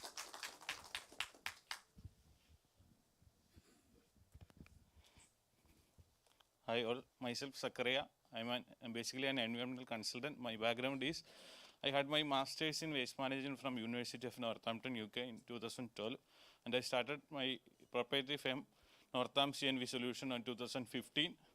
And actually ഞങ്ങളിപ്പോൾ അത് പ്രൈവറ്റ് ലിമിറ്റഡ് ആയിട്ട് കൺവേർട്ട് ചെയ്തിട്ടുണ്ട്. Next year onwards we are planning to operate on global level because we are doing climate change project and circular economy funded by European funding agencies. Currently in Kerala we are operating in 20 panchayat and 1 municipality, Mahi municipality in northern area, and 20 panchayat in Ernakulam and Idukki and Kottayam districts. And also we operate in FACT, Cochin Special Economic Zone, Kochi Metro, and around 90% builder sector are our clients in Kerala. And we have a good technical team. Basically I had my masters and our team had M.Tech from IIT and big team with us. So basically my plan is to extend consultancy service in Middle East. Thank you all.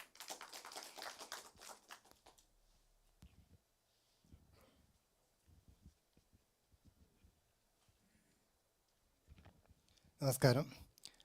എൻ്റെ പേര് അൻവർ. ഞാൻ വയനാട്ടിൽ നിന്ന് വരുന്നു. ഞാൻ hardware ബിസിനസ്സിലാണ് ശ്രദ്ധിക്കുന്നത്. പിന്നെ building റെൻറ്റിന് കൊടുക്കുന്നുണ്ട്. പിന്നെ സ്റ്റേഷനറി ഇതുമുണ്ട്. Okay, thanks.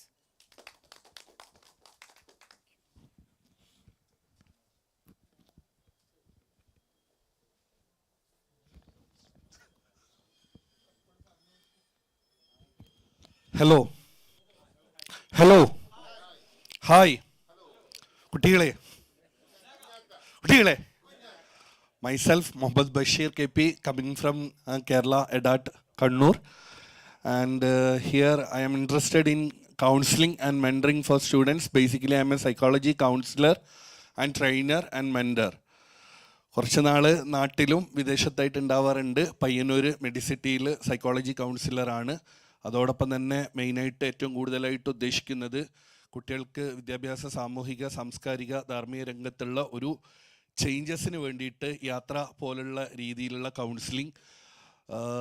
നമ്മുടെ കുട്ടികൾ ഏറ്റവും കൂടുതൽ ഇന്ത്യയിൽ ഏറ്റവും മികച്ച രീതിയിലുള്ള IIT പോലുള്ള Indian institute of management and Indian institute of technology and national institute of technology പോലുള്ള, അതോടൊപ്പം തന്നെ ഓൾ ഇന്ത്യ മെഡിക്കൽ സയൻസ് പോലുള്ള പ്രീമിയർ സ്ഥാപനങ്ങളിൽ എത്തുന്ന രീതിയിലേക്കുള്ള ഒരു മെൻറ്ററിങ്ങും മോട്ടിവേഷൻ കൊടുക്കാൻ വേണ്ടിയിട്ടുള്ള താല്പര്യമാണ് ഏറ്റവും കൂടുതലുള്ളത്. ആ രീതിയിലേക്ക് നല്ല ഒരു 10 വർഷം കഴിയുന്ന സമയത്ത് ഇന്ത്യയുടെ ഭരണ സ്ഥിരാകേന്ദ്രങ്ങളെ ചലിപ്പിക്കാൻ പറ്റുന്ന നല്ല IAS ഓഫീസേഴ്സ്, അതോടൊപ്പം തന്നെ നല്ല എക്സിക്യൂട്ടീവ്സ്, നല്ല മജിസ്ട്രേറ്റുമാർ, അതേ രീതിയിലേക്ക് എത്തിക്കാനുള്ള നല്ലൊരു മെൻറ്ററിങ് പ്രോസസ്സായിട്ടുള്ള ഒരു പ്ലാനിങ് ആണ് ചെയ്യുന്നത്. അതുകൊണ്ട് തന്നെ ചിലപ്പോൾ നാട്ടിൽ വെച്ചിട്ടും ഒരു ടൂർ പോലെ, അതോടൊപ്പം തന്നെ ദുബായ്, മസ്കറ്റ്, സൗദി, സിംഗപ്പൂർ അങ്ങനെ പല രാജ്യങ്ങളിൽ വെച്ചിട്ടുള്ള പ്രോസസ്സ് ചെയ്യാറുണ്ട്. തീർച്ചയായിട്ടും നിങ്ങളുടെ എല്ലാവിധ സപ്പോർട്ട്, സഹകരണം പ്രതീക്ഷിക്കുന്നു. All the best wishes.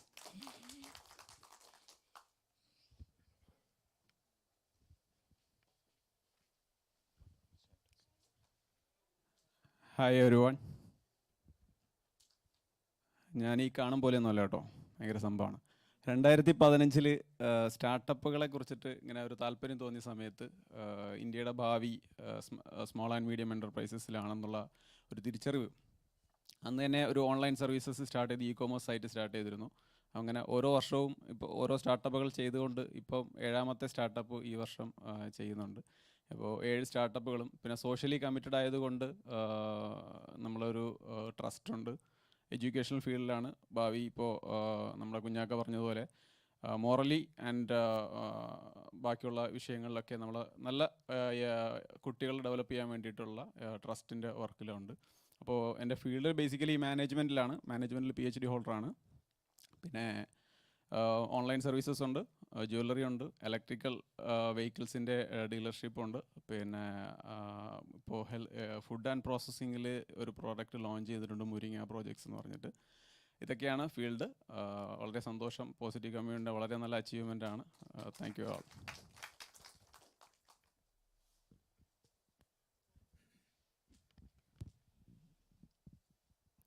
Hello, this is Pradeep Kumar Manapulli.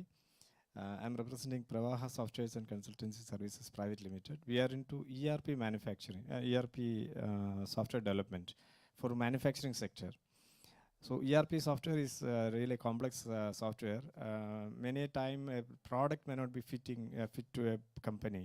So we are providing customized solution for companies, especially in manufacturing sector. We are into this business for the last 18 years. And why we started this business, because personally I was in production industry for around 27 years. So we have a good team, and fortunately we have multinational companies like ASP Germany, Nihon Koso Japan kind of companies with us. So now we are planning to expand to the other parts of the world for as part of the expansion this thing. And we are our vision is to generate more job opportunities in our village or in Kerala. So that is one thing, and certainly we would like to expand to the other part of the world. Thank you.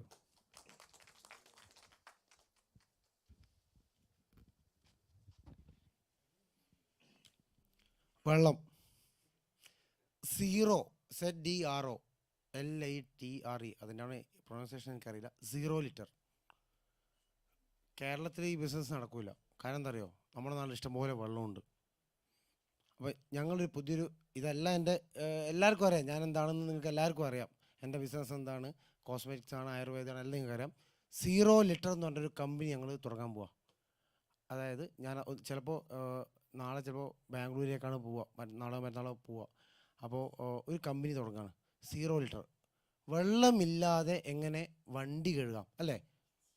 അപ്പോൾ നിങ്ങൾ ചോദിക്കും, ഇയാളെന്താ ഈ car കഴുകുന്ന പരിപാടി? ആണ്, fully ഓൺലൈനാണ്. Zomato എന്താണോ, സ്വിഗ്ഗി എന്താണോ, അതുപോലെ ഫുള്ളി ഓൺലൈൻ. അപ്പോൾ നിങ്ങൾ കരുതും കാറ് മാത്രമാണോ കഴുകുക? അല്ല. ഒരു കാറിന് എന്ത് കൊടുക്കാം? നിങ്ങൾ ബാംഗ്ലൂരിൽ അല്ലെങ്കിൽ ബാംഗ്ലൂർ, ഡൽഹി, കൊൽക്കത്ത പോലെയുള്ള സ്ഥലങ്ങളിൽ, ദുബായിൽ ഓൾറെഡി ഉണ്ട്. പക്ഷേ അവരൊന്നും ഒരുപാട് എക്സ്പാൻഡ് അല്ല ബിസിനസ്സിൽ. അതിനൊരുപാട് കാര്യങ്ങളുണ്ട്. ഞങ്ങളൊരു 6 വർഷമായിട്ട് പഠിച്ചുകൊണ്ടിരിക്കുക ഈ ഒരു കാര്യം. എങ്ങനെ ഈ ബിസിനസ് കാർ എങ്ങനെ കഴുകാം വിത്തൗട്ട് വാട്ടർ. വെള്ളമില്ലാതെ വണ്ടി എങ്ങനെ കഴുകാം? വണ്ടിക്ക് സ്ക്രാച്ച് വരാൻ പാടില്ല. ചുമ്മാ ഒരു സ്പ്രേ അടിക്കുക, ഇങ്ങനെ ജസ്റ്റ് ഒരു സ്പ്രേ അടിക്കുന്നു, വണ്ടി കഴുകുന്നു. പക്ഷെ വണ്ടിക്ക് ഞാൻ വലിയ ജീവിതത്തിൽ കഷ്ടപ്പെട്ടൊരു BMW വാങ്ങിച്ചത്. അപ്പോൾ ആ വണ്ടി കഴുകുമ്പോൾ സ്ക്രാച്ചസ് ഉണ്ടാവാൻ പാടില്ല അല്ലേ? ചുമ്മാ സ്പ്രേ അടിച്ച് നല്ല ചളി. നമ്മൾ കേരളക്കാരുടെ സ്വഭാവം അറിയാലോ. ഇവിടെ ആണെങ്കിൽ പ്രശ്നമില്ല, പൊടിയും ഇതൊക്കെ ആയിരിക്കും, ഡസ്റ്റൊക്കെയാണ് ഇവിടെ കൂടുതൽ. കേരളത്തിൽ ഞാൻ കുറച്ച് സമയം കൂടുതൽ എടുക്കുന്നുണ്ട്. ഇത് എല്ലാവർക്കും ഉപകാരപ്പെടുന്ന, ആർക്ക് വേണമെങ്കിലും ഇൻവെസ്റ്റും ചെയ്യാം. അതിൽ ഒരു സ്റ്റാർട്ടപ്പാണ്. പക്ഷെ ഞാനത് വിജയിപ്പിക്കുന്നുള്ള കാര്യം 100% ഉറപ്പാണ്. ഞാനത് എങ്ങനെയെങ്കിലും അത് വിജയിപ്പിക്കും. ഒരു 7000 കോടിയുടെ കാര്യം ഞാൻ നേരത്തെ പറഞ്ഞിട്ടുണ്ടായിരുന്നു ഇന്നലെ. പക്ഷേ ഇത് 1 വർഷം കൊണ്ട് ഉദ്ദേശിക്കുന്നത് സിമ്പിളാണ്. വെറും 200 രൂപ. ആ 200 രൂപയാണ്. ബാംഗ്ലൂർ എന്ന് പറയുന്ന സിറ്റിയിലാണ് നമ്മൾ സ്റ്റാർട്ട് ചെയ്യുന്നത്. ആദ്യം ഞങ്ങൾ മുംബൈ ആയിരുന്നു പ്ലാൻ ചെയ്തത്. പക്ഷേ വെള്ളമില്ലാതെ എങ്ങനെ വണ്ടി കഴുകാം? വണ്ടിക്ക് സ്ക്രാച്ച് വരാൻ പാടില്ല, പല പ്രശ്നങ്ങളും വരാൻ പാടില്ല. നിങ്ങൾ IT കമ്പനി വർക്ക് ചെയ്യായിരിക്കും, ചിലപ്പോൾ സ്ഥാപനത്തിൽ വർക്ക് ചെയ്യായിരിക്കും. ബാംഗ്ലൂരിനെ സംബന്ധിച്ചിടത്തോളം ഏറ്റവും കൂടുതൽ ഫുൾ ടൈം ബിസിയാണ് എല്ലാവരും. വണ്ടി കഴുകാൻ സമയമില്ല. ഒരു ഞായറാഴ്ചയാണ് കിട്ടുക. ഈ ഞായറാഴ്ച പോയിട്ട് വണ്ടി കഴുകാൻ നമ്മൾ ഡ്രൈവറെ വിട്ട് അവൻ പോയി കഴുകി വരുമ്പോഴേക്ക് രാവിലെ പോയാൽ വൈകുന്നേരമാവും. 6 hours മിനിമം നമ്മൾ സ്പെൻഡ് ചെയ്യണം. ഇപ്പോൾ ഇതിൽ പകുതി ആൾക്കാരും നമ്മൾ നേരിട്ട് പോകുന്നവരായിരിക്കും. ശനിയാഴ്ച വൈകുന്നേരമാണ് നമ്മളൊന്ന് ഫ്രീ ആവുക. എല്ലാ സമാധാനവും ഞായറാഴ്ച 2 പെക്കലടിക്കാം, ഒന്ന് എൻജോയ് ചെയ്യാം. അങ്ങനെയൊക്കെ ചിന്തിക്കുന്ന ഒരുപാട് ബിസിനസ്സുകാരുണ്ട് അല്ലേ? എല്ലാവരും നമ്മുടെ പ്രൈവറ്റിൽ നമ്മൾ ഏരിയയിൽ നമ്മളെല്ലാവരും ഒരുപാട് എൻജോയ് ചെയ്യാമെന്ന് ആഗ്രഹിക്കുന്നതാണ്. അത് ഭക്ഷണമായാലും സ്നേഹമായാലും എല്ലാ കാര്യത്തിലും. അപ്പോൾ ഈ സൺഡേ നമ്മൾ എന്ത് ചെയ്യണ്ട, ഒരു ദിവസം നമ്മുടെ ലൈഫ് നമ്മൾ എന്ത് ചെയ്യണ്ട, ഫുൾ അങ്ങോട്ട് കളയണ്ട. സ്വന്തമായി ഡ്രൈവ് ചെയ്യാൻ ഇഷ്ടപ്പെടുന്നവരാണെങ്കിൽ അപ്പോൾ എന്താ വേണ്ടത്? ZDRO 0 litre. വെള്ളം, ഒരു തുള്ളി വെള്ളം ഇല്ലാതെ വണ്ടി കഴുകും. നിങ്ങളുടെ ഓഫീസ് ബാംഗ്ലൂരിലോ എവിടെയാണ്, നാട്ടിൽ ഞാൻ കേരളത്തിൽ ചെയ്യില്ല, കാരണം കേരളത്തിൽ ഇഷ്ടംപോലെ വെള്ളമുണ്ട്. അപ്പോൾ അതുകൊണ്ട് ഇഷ്ടംപോലെ വാട്ടർ സർവീസ് സ്റ്റേഷൻ ഉണ്ട്. പക്ഷേ ഇത് ഓൺലൈനാണ്, എല്ലാം ഫുള്ളി ഓൺലൈനാണ്. ആ ഒരു രീതിയാണ് നമ്മൾ ചെയ്യുന്നത്. വെള്ളമില്ലാതെ എങ്ങനെ വണ്ടി കഴുകാം, ഒരുപാട് ഓപ്ഷൻസ് ഉണ്ട്. പക്ഷേ ആ ഒരു ബിസിനസ് ചെയ്യാണ്. Okay, thank you.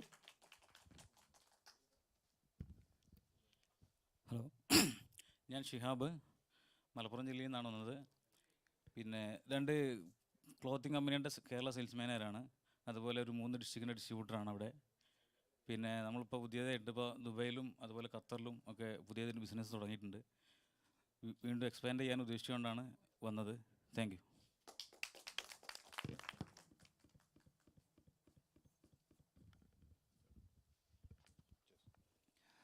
Hi everyone, myself Prince Francis, Managing Director of Dearest Group of Companies. We are into interior designing, residential construction and home furnishing. Last 12 years we are in this field, mainly working based on South India, and we completed more than 2,000 projects, and we have more than 2,000 happy customers. Our mainly focusing into residential and commercial projects, and ഞങ്ങളുടെ ഒരു പുതിയ ഇനിഷ്യേറ്റീവാണ്. ഞങ്ങൾ mainly interior പ്രൊജക്റ്റുകളിൽ ഞങ്ങൾ ഏറ്റവും കൂടുതൽ ഉപയോഗിക്കുന്നത് raw material എന്ന് പറയുന്നത് മറൈൻ പ്ലൈവുഡ് പോലെയുള്ള വുഡുകളാണ്. സോ അതിൻ്റെ ഭാഗമായിട്ട് ഞങ്ങൾ ഗീവ് ബാക്ക് ടു നാച്ചർ എന്നുള്ളൊരു ഇനിഷ്യേറ്റീവ് ചെയ്യുന്നുണ്ട്. ഓരോ പ്രൊജക്റ്റ് കംപ്ലീറ്റ് ചെയ്യുമ്പോഴും ഞങ്ങൾ ആ പ്രൊജക്റ്റ് ചെയ്യുന്ന വീട്ടുകാർക്കാകാം ഓഫീസാകാം നമ്മളവിടെ ഒരു പുതിയ പ്ലാന്റ് നമ്മൾ അവർക്ക് ഇനിഷ്യേറ്റ് ചെയ്ത് കൊടുക്കുന്നു. ഒപ്പം അവരോടൊരു 5 പ്ലാന്റ്സ് തിരിച്ച് ഗീവ് ടു നാച്ചറിന് കൊടുക്കാൻ വേണ്ടി പറഞ്ഞുകൊണ്ട് അങ്ങനത്തെ ഒരു ഇനിഷ്യേറ്റീവ് ഞങ്ങൾ ചെയ്യുന്നുണ്ട്. So thank you very much for the opportunity.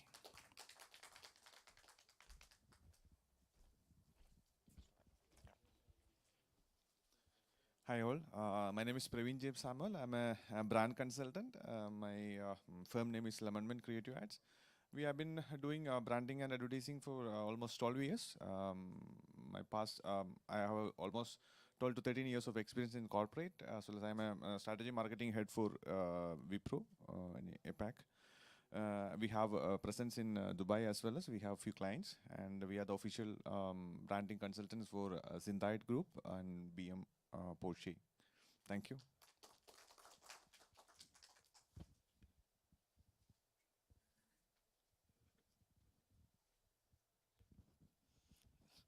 ഞാൻ അജേഷ്, കണ്ണൂരാണ്.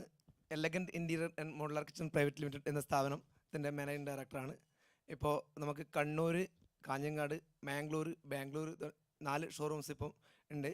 നമ്മുടെ മോഡുലാർ കിച്ചൺ ഓൺ മാനുഫാക്ചേഴ്സാണ്. കേരളത്തിലെ നമ്പർ 1 മോഡുലാർ കിച്ചൺ മാനുഫാക്ചേഴ്സാണ്. നമ്മുടെ ഫാക്ടറി വരുന്നത് പയ്യന്നൂരാണ്. ഇപ്പോൾ 100ഓളം തൊഴിലാളികൾ ഫാക്ടറിയിലുണ്ട്. പിന്നെ ഓൾ ഇന്ത്യ ഡെവലപ്പ് ചെയ്യാനാണ് നമ്മൾ അടുത്ത വർഷം പ്ലാൻ ചെയ്യുന്നത്. Okay, thank you.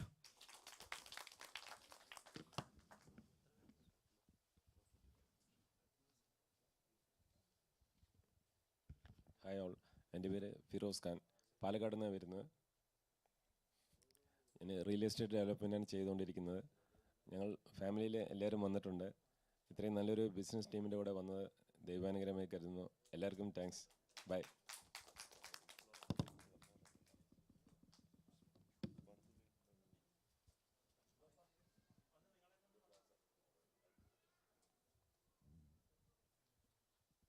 എൻ്റെ അങ്കിളാണ് വന്നിരിക്കുന്നത്. പേര് നൂർ മുഹമ്മദ് എന്നാണ്. പുള്ളി വെജിറ്റബിൾ ഹോൾസെയിലാണ്. അതിൽ ഏറ്റവും നന്നായി ചെയ്യുന്നത് ഉരുളക്കിഴങ്ങാണ്. പൊട്ടറ്റോ ചിപ്സ്, പൊട്ടറ്റോയിൽ എല്ലാ ഐറ്റവും ചെയ്യും. അത് എക്സ്പോർട്ട് ഇമ്പോർട്ട് ഐഡിയ ആർക്കെങ്കിലും ഉണ്ടെങ്കിൽ അദ്ദേഹത്തിൻ്റെ അനുഭവങ്ങളിൽ വെച്ച് എല്ലാ ഹെൽപ്പും നിങ്ങൾക്ക് ചെയ്തു തരും. Okay, thank you all.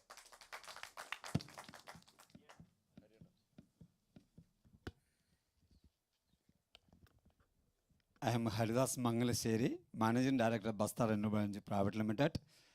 Electricity ബോർഡിൽ എനിക്ക് 38 വർഷം എക്സ്പീരിയൻസ് ഉണ്ട്. അതുപോലെ 42 വർഷം എനിക്ക് പവർ സെക്ടറിൽ എക്സ്പീരിയൻസ് ഉണ്ട്, generation, transmission and distribution.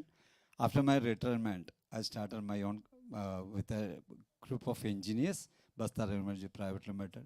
My passion is actually energy conservation. I conducted personally more than 200 plus energy conservation classes in schools, colleges, Vayanachala, and etc. And I'm having offices at Kannur, Taliparamba, Kozhikode 2 numbers, and Malappuram and Ernakulam.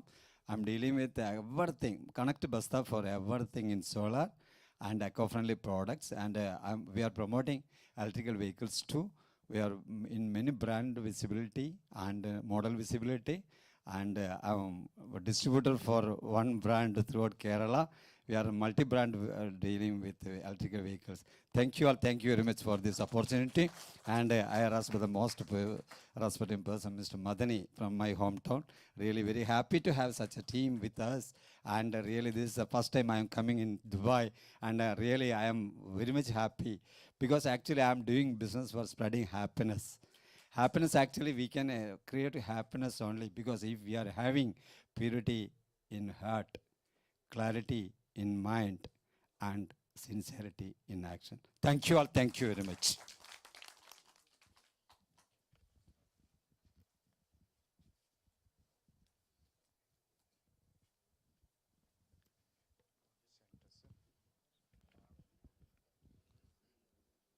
Hello, ഞാൻ ടെക്സ്റ്റൈൽസിൽ retail ഇത് ചെയ്യുന്ന കച്ചവടം ചെയ്യുന്നതാണ്.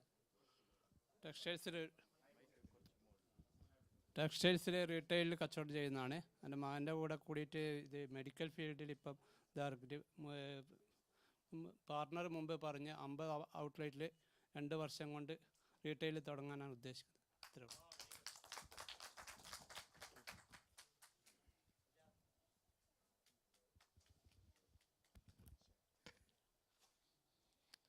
Hi all, I am Sajad EP, you can see here.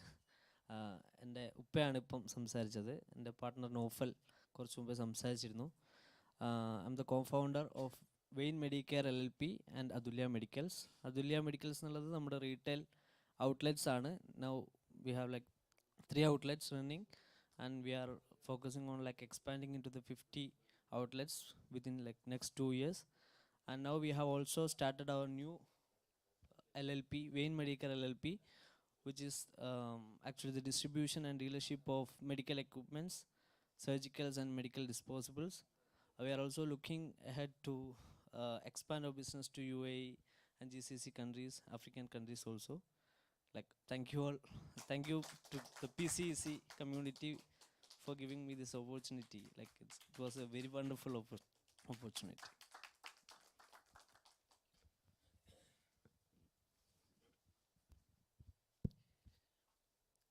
Good afternoon. വളരെ സന്തോഷമുണ്ട്. എൻ്റെ പേര് Kunhimoithu Keeshery, Perinthalmanna. Cisco technology എന്ന് പറയുന്ന സ്മാർട്ട് ഫോൺ എഞ്ചിനീയറിംഗ് സർവീസ് കമ്പനിയാണ്. ഇന്ന് നമ്മളെല്ലാവരും വിരൽത്തുമ്പിലൂടെയാണ് ലോകത്തെ നോക്കിക്കാണും. ആ സ്മാർട്ട് ഫോണിൻ്റെ മേഖലയിൽ ഒത്തിരി ഓപ്പർച്യൂണിറ്റീസ് ഉണ്ട്. ലൈക്ക് സ്മാർട്ട് ഫോണിൽ, ഐഫോണിൽ ഫസ്റ്റായിട്ട് ടച്ച് സ്ക്രീൻ ഇൻട്രൊഡ്യൂസ് ചെയ്യുന്ന സമയത്ത് സ്റ്റീവ് ജോബ്സ് ആ വീഡിയോ അല്ലേ, നിങ്ങളൊക്കെ കണ്ടിട്ടുണ്ടാവും വീഡിയോ. സ്റ്റീവ് ജോബ്സ് ഫസ്റ്റായിട്ട് ടച്ചിൽ തൊടുന്ന സമയത്ത് ആ വേദിയിലുള്ള എല്ലാ ആളുകളും വണ്ടർ അടിച്ച് വാ വിളിച്ചിരിക്കുകയാണ്. എന്നാൽ ഇനി ഫ്യൂച്ചറിൽ വരാൻ പോകുന്ന ടെക്നോളജി എന്താണ്? ഹാപ്റ്റിക് ഫീഡ്ബാക്ക് ഉപയോഗിച്ചിട്ട് ടേസ്റ്റ് ഡിറ്റക്റ്റ് ചെയ്യാൻ പറ്റുന്ന ഫോണ്, സ്മെല്ല് ഡിറ്റക്റ്റ് ചെയ്യാൻ പറ്റുന്ന ഫോണ്, ഇത്ര ഒരുപാട് ചേഞ്ചസ്. അപ്പം അതിൻ്റെ ആപ്ലിക്കേഷൻസിലേക്കൊന്ന് പോയി നോക്കേ. ടേസ്റ്റ് ഡിറ്റക്റ്റ് ചെയ്യാൻ പറ്റുന്ന ഫോൺ ഇറങ്ങിക്കഴിഞ്ഞാൽ ഐസ്ക്രീം കമ്പനിക്കാരൊക്കെ പരസ്യം ചെയ്യണം, അഡ്വർടൈസ്മെൻറ്റ് ചെയ്യണം. ഞങ്ങൾ വാനിലയുടെ ടേസ്റ്റുള്ള ഐസ്ക്രീമാണ്, ജസ്റ്റ് ഒന്ന് ഡൗൺലോഡ് ചെയ്ത് ഫീൽ ചെയ്ത് നോക്കൂ അല്ലേ. സ്മെല്ല് ഡിറ്റക്റ്റ് ചെയ്യാൻ പറ്റുന്ന ഫോൺ വരുമ്പോഴേക്ക് മീൻ മാർക്കറ്റിലൊക്കെ പോയിട്ട് നമ്മൾ അമ്മയടുത്ത് പറയണത്, ഉമ്മ ഈ മീൻ ചീത്തയായിട്ടുണ്ട്, അത് നല്ലതാണ് അല്ലേ. ഈ രീതിയിലേക്കാണ് ടെക്നോളജി മാറാൻ പോകുന്നത്. 2050 ആകുമ്പോഴേക്ക് പറക്കുന്ന കാറുകളും അതുപോലെ തന്നെ വേറെ റോബോട്ട് മിലിറ്ററിയൊക്കെ വരുമ്പോൾ ഇതിൻ്റെയൊക്കെ കൺട്രോളിങ് കംപ്ലീറ്റ്ലി എവിടെയാണ്? മൊബൈലാണ് അല്ലേ. മനുഷ്യന് ഫസ്റ്റായിട്ട് കമ്പ്യൂട്ടർ കണ്ടുപിടിച്ച സമയത്ത് ഒരു റൂം നിറച്ചായിരുന്നെങ്കിൽ ഇന്ന് കമ്പ്യൂട്ടർ നമ്മളെ വിരൽത്തുമ്പിലാണ്. ഇതിൻ്റെ ഇന്നോവേഷൻ എന്ന് പറയുന്നത് ഇപ്പം നമ്മുടെ ചിന്തകൾക്കനുസരിച്ച് പ്രവർത്തിക്കുന്ന മൊബൈലിലേക്ക് വരെ മാറുമ്പോൾ, ഈ ടെക്നോളജി വളർന്ന് പന്തലിച്ചുകൊണ്ടിരിക്കുമ്പോൾ ഈ ടെക്നോളജിയുടെ ഭാഗമാവാൻ പറ്റിയതിൽ എനിക്ക് വളരെ സന്തോഷമുണ്ട്. സിസ്കോ ടെക്നോളജി 10 സംസ്ഥാനത്ത് ഇന്ത്യയിൽ സർവീസിൻ്റെ ഫ്രാഞ്ചൈസികളുണ്ട്. അതുപോലെ തന്നെ ടെക്നിക്കൽ ഇൻസ്റ്റിറ്റ്യൂഷൻസ് ആയിട്ട് 6 സെൻറ്ററുകളാണുള്ളത്. ഇതുകൂടാതെ GCCയിലേക്ക് ഓപ്പറേഷൻ്റെ പ്ലാനിങ്ങോടുകൂടെയാണ് ഇവിടെ ദുബൈയിലേക്ക് വന്നിട്ടുള്ളത്. അതിന് പറ്റുന്ന കുറച്ച് മീറ്റിംഗ്സുകൾ പ്ലാൻ ചെയ്തിട്ടുണ്ട്. ഇത്രയാണ് ഏറ്റവും ചുരുക്കിയ എന്നെ പറ്റി പറയാനുള്ളത്. Thank you, all the best.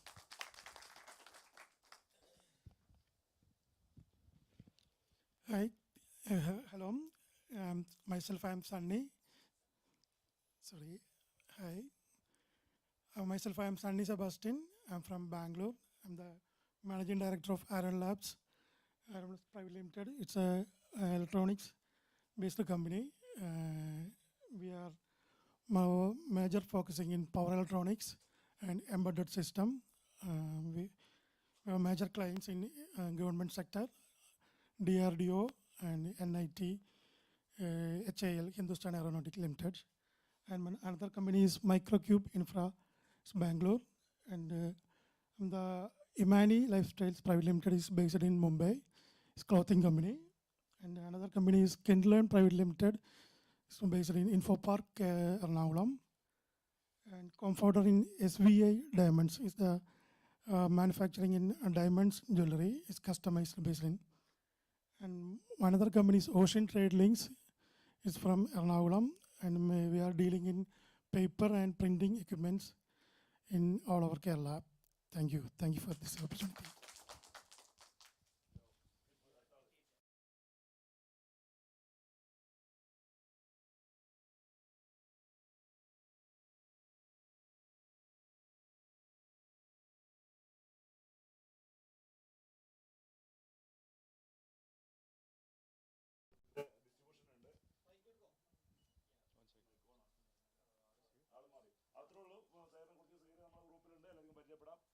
ദുബായിലും പിന്നെ ഫുഡിൻ്റെ എക്സ്പോ കാണാൻ വേണ്ടി പോയിട്ടുള്ളത്. പുള്ളി അവിടുന്ന് ഫുഡ് സോഴ്സ് ചെയ്തിട്ട് നാട്ടിലേക്കും ഒമാനിലേക്കൊക്കെ ചെയ്യാനുള്ള പ്ലാൻ ഉണ്ട്. അത്രയും നമ്മുടെ ക്ലോസ് അത്രയും നമ്മുടെ കമ്മ്യൂണിറ്റിയിൽ ചേർന്നിട്ട് Good morning, everybody. I'm Mr. Mahmood, Managing Director, Fabicon Building Technologies Private Limited. We were into structural steel design from last 25 years. We were located in Delhi last 20 years, now shifted to Kerala. We are in part of doing structural design for prestigious projects from US, Canada, India, Middle East, Saudi. In all countries, we have done a lot of projects in steel structures. We have the part of in structural design for very prestigious projects of government of India, just like power plant, cement plant, a lot of buildings we have done. Now in Kerala, we started the execution of this manufacturing of PEB structures. It's just next generation construction technology we have to incorporate. In Kerala, we are not using that much, but now we are very much expanded our manufacturing facility, everything is there in Kerala. Thank you very much.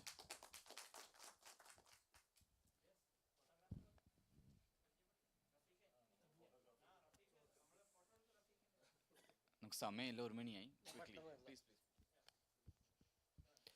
Hi, ഞാൻ പ്രതീക്ഷിച്ചിട്ടില്ല അന്ന ഇവിടെ വിളിക്കുന്നുള്ളത്. എന്നിരുന്നാലും short ടൈമായിട്ട് തന്നെ ഞാൻ പരിചയപ്പെടുത്താം. എൻ്റെ പേര് റഫീഖ്, നിക് നെയിമായിട്ട് എപ്പിയോസ് പാറാൽ നിന്നാണ് വരുന്നത്. അതുതന്നെയാണ് എൻ്റെ പേജ് ഇൻസ്റ്റാഗ്രാമിലൊക്കെ ഫേസ്ബുക്കിലൊക്കെ. അപ്പോൾ ഞാൻ ഇപ്പോൾ കോൺസെൻട്രേറ്റ് ചെയ്യുന്നത് വെഡ്ഡിങ്ങിലാണ്. അപ്പോൾ പ്രൊഡക്റ്റാണ് എൻ്റെ ലക്ഷ്യം. കൊമേഴ്ഷ്യൽ ഫോട്ടോഗ്രാഫി ആയിട്ട് വളരാൻ വേണ്ടിയിട്ടാണ് ഞാനിപ്പോൾ ട്രൈ ചെയ്തുകൊണ്ടിരിക്കുന്നത്. അപ്പോൾ ആ മേഖലയിലാണ് ഇപ്പോൾ ഞാൻ ഫോക്കസ് ചെയ്തിട്ടുള്ളത്. അപ്പോൾ ഇത്ര തന്നെ എനിക്ക് പറയാനുള്ളൂ. All the very best.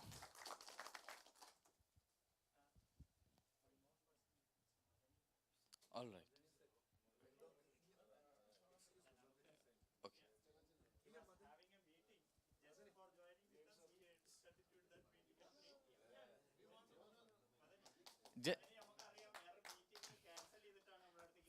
For their pleasure, if you can speak for 2 minutes, please. Yeah. No problem. Hello, namaskaram. I'm Mohammad Bani. I think most of the people from north part, everybody know me, and I think that this trip from entire Kerala, I can introduce myself. I'm founder managing director of ABC Group, and we are located. I am from Kannur, Talipramba. We are one of the largest exporter of ceramic products from India. I think we are exporting to more than 20 countries. We are top 22nd position of export of ceramics from India. And our operations, we started from Kerala, Kannur, and we expanded to entire Kerala. Then we started international operations last 12 years back. Now we are doing in 7 countries, including India. We are doing in Qatar, we are doing in Oman, we are doing in UAE, and also in Uganda, Tanzania, Rwanda. This year we are expanding to Congo and Kenya also. So this is my operation, and of course we have another various businesses. And of course I congratulate each and everyone because India needs more entrepreneurs, more leaders to establish our country's presence is global product, make it in a, to support make it in a India initiative. We have very good human resources, we have very good product portfolios. When I am visiting yesterday in Gulfood, the presence of our Indian brands and Indian manufacturing companies now increased more in terms of quality, packaging standards, global standard certification process, everything. So I hope that your services, your products, there is a chance for to expand various location in GCC and Africa also. So our country also grow, and our economy also grow, and employment also we can raise. Thank you.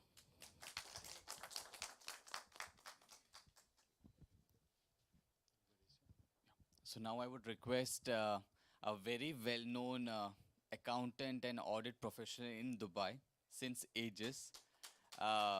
And we would request the managing partner and CEO of UHY, James sir, to speak to us. It's an honor to have you amongst us, sir. Thank you. Thank you so much, Sibi. I can only see Sunny who doesn't speak Malayalam.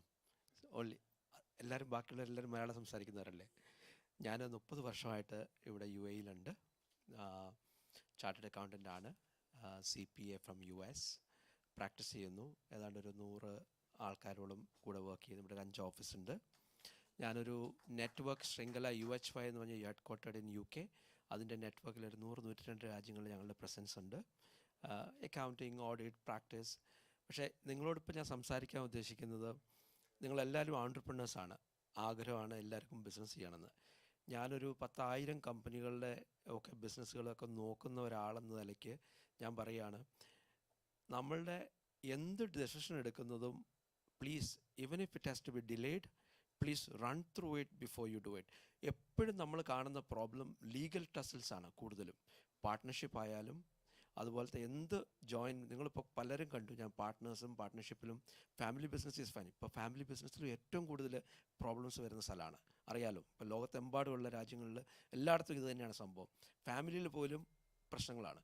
അപ്പോൾ നമ്മൾ അല്ലാത്തൊരു സിറ്റുവേഷനിലോട്ട് പോകുമ്പോൾ, അതുകൊണ്ട് ലീഗലായിട്ടുള്ള നമ്മുടെ agreements, how you going to manage that part is very important.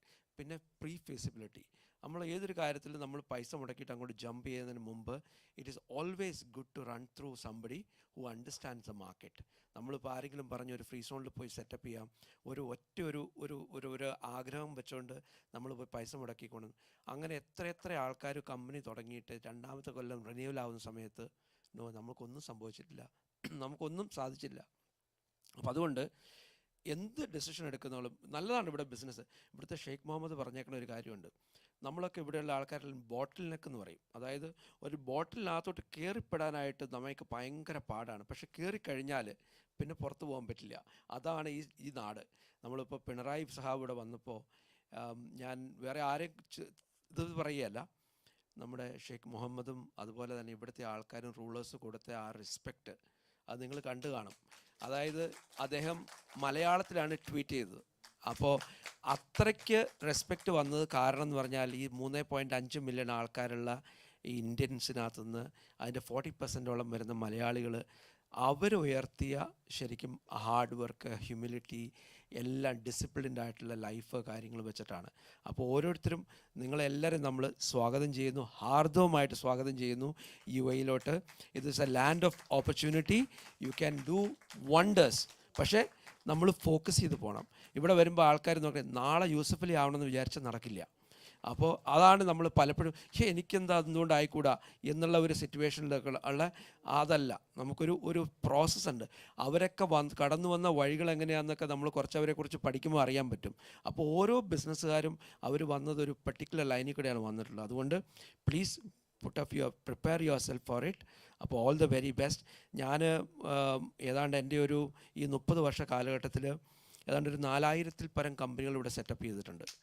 അപ്പോൾ അതിനകത്ത് കുറച്ച് പേര് ബിസിനസ്സുകൾ സ്റ്റോപ്പ് ആക്കിയിട്ടുണ്ട്, കുറച്ച് പേര് സക്സസ്ഫുൾ ആയിട്ട് പോകുന്നുണ്ട്. അപ്പം ആ എൻ്റെ എക്സ്പീരിയൻസ് വെച്ചിട്ട് നിങ്ങൾക്ക്, ഞാൻ കോഴിക്കോട് നിന്നാണ് എൻ്റെ വീട് കോഴിക്കോട്ട് നിന്നാണുള്ളത്. 30 വർഷം മുമ്പ് ഞാനിവിടെ വന്നതാണ്. നിങ്ങൾക്ക് എന്ത് സഹായങ്ങൾ വേണമെങ്കിലും നമ്മുടെ നാട്ടിൽ നിന്നുള്ള ഒരു സിറ്റുവേഷൻ വെച്ചിട്ട് കൊമേഴ്ഷ്യലായിട്ട് നോക്കിയേയില്ല. നമ്മൾ ആ കാര്യങ്ങൾ എന്ത് സഹായങ്ങൾ വേണമെങ്കിലും നമ്മൾ ചെയ്യും. നമ്മളെ ആൾക്കാർ ഈ ഭയങ്കര വലിയ ഇനിഷ്യേറ്റീവ്സാണ് നിങ്ങളൊക്കെ എടുത്തിരിക്കുന്നത്.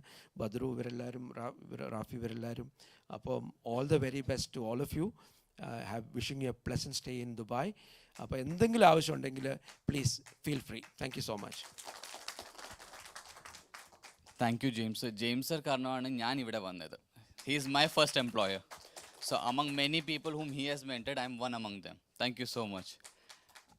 Finally, I would request Rafi sir to speak a few words. You have been there throughout with us. Thank you so much. The Chief Operating Officer for Flora Hospitality. Assalamu alaikum. Good afternoon all. 2 ദിവസം മുമ്പ് ബദറുദ്ദീനും സിബി എന്നെ വിളിച്ചിട്ട് പറഞ്ഞു ഒരു team of ആൾക്കാർ വരുന്നുണ്ട് നാട്ടിൽ നിന്ന്, അവരൊന്ന് ഇൻസ്പയർ ചെയ്യാനെന്ന് വരണമെന്ന് പറഞ്ഞു. Actually, I got inspired after seeing you. ഈയിടെയായിട്ട് നിങ്ങൾ പല കൊല്ലങ്ങളായിട്ട് കാണുന്നുണ്ടാവും, നീതി ആയോഗ് ഇൻഡെക്സ് അനുസരിച്ച് കേരളം നമ്പർ 1 ആയി. അത് എന്താണെന്നുള്ളപ്പോൾ ഇവിടെ ഈ വേദിയിൽ വന്നപ്പോൾ എനിക്ക് മനസ്സിലായി why we became the top, because we have the best talents in Kerala. ഈ അടുത്ത കാലത്ത് നമ്മുടെ ചീഫ് മിനിസ്റ്റർ ജെയിംസ് പറഞ്ഞു, ഞാൻ പലവരും ഇതിനു മുമ്പ് സംസാരിച്ചവരെ ഒന്ന് കോട്ട് ചെയ്തുകൊണ്ട് പറയാം. ജെയിംസ് സംസാരിച്ച പോലെ ചീഫ് മിനിസ്റ്ററും ഇൻഡസ്ട്രീസ് മിനിസ്റ്ററും ടൂറിസം മിനിസ്റ്ററും ഇവിടെ വിസിറ്റ് ചെയ്തു ഈ കേരള വീക്കിൻ്റെ ഭാഗമായിട്ട്. ഇവരെല്ലാവരും പഴയ കാലത്ത് നിന്ന് വ്യത്യസ്തമായി അവർക്കെല്ലാവരും കേരളത്തിനെ കുറിച്ചൊരു കാഴ്ചപ്പാടുണ്ട്. പഴയ കാലത്തുണ്ടായിരുന്നൊക്കെ മാറി. നിങ്ങൾ ദയവേത് ചാനൽ ചർച്ചകളൊക്കെ ഒഴിവാക്കുക ടി വിയിൽ നിന്ന്. ഇപ്പോൾ ഈ പറയുന്ന മിനിസ്റ്റേഴ്സ് വന്ന് അവർ വളരെ ഫോക്കസ്ഡാണ്. കേരളം എങ്ങനെ പോകണം എന്നുള്ളതിനെ കുറിച്ച് അവർക്ക് വ്യക്തമായ ധാരണയുണ്ട്. അത് ഇൻഡസ്ട്രീസിലൊക്കെ പ്രത്യേകിച്ച് മിനിസ്റ്റർ രാജീവും അവരിവിടെ പലപ്പോഴായിട്ട് പ്രസൻറ്റ് ചെയ്യുകയും ചെയ്തു. മലയാളികളിവിടെ വന്നത് ജോബ് സീക്കേഴ്സായിട്ടാണ്. അന്ന് അവർ പറഞ്ഞ ജോബ് സീക്കേഴ്സായിട്ട് വന്നു. Now we became job providers. ഇവിടെ വന്ന് ഒരുവിധം ആളുകളെല്ലാവരും ഇവിടെ പ്രൊവൈഡേഴ്സായി മാറി. I am sure that Dubai is one of the best place in the world to live and to do business. So welcome to Dubai, and it's a land of opportunities. I'm sure that you will win here. We have the best facilities here. Wish you all the very best in Dubai, and I'm sure you will be a successful businessman here, and you will become the best job providers in Dubai. Thank you all. Thank you, Badruddin. Thank you, Sibi. Thank you, Rafi sir. Okay. Sure.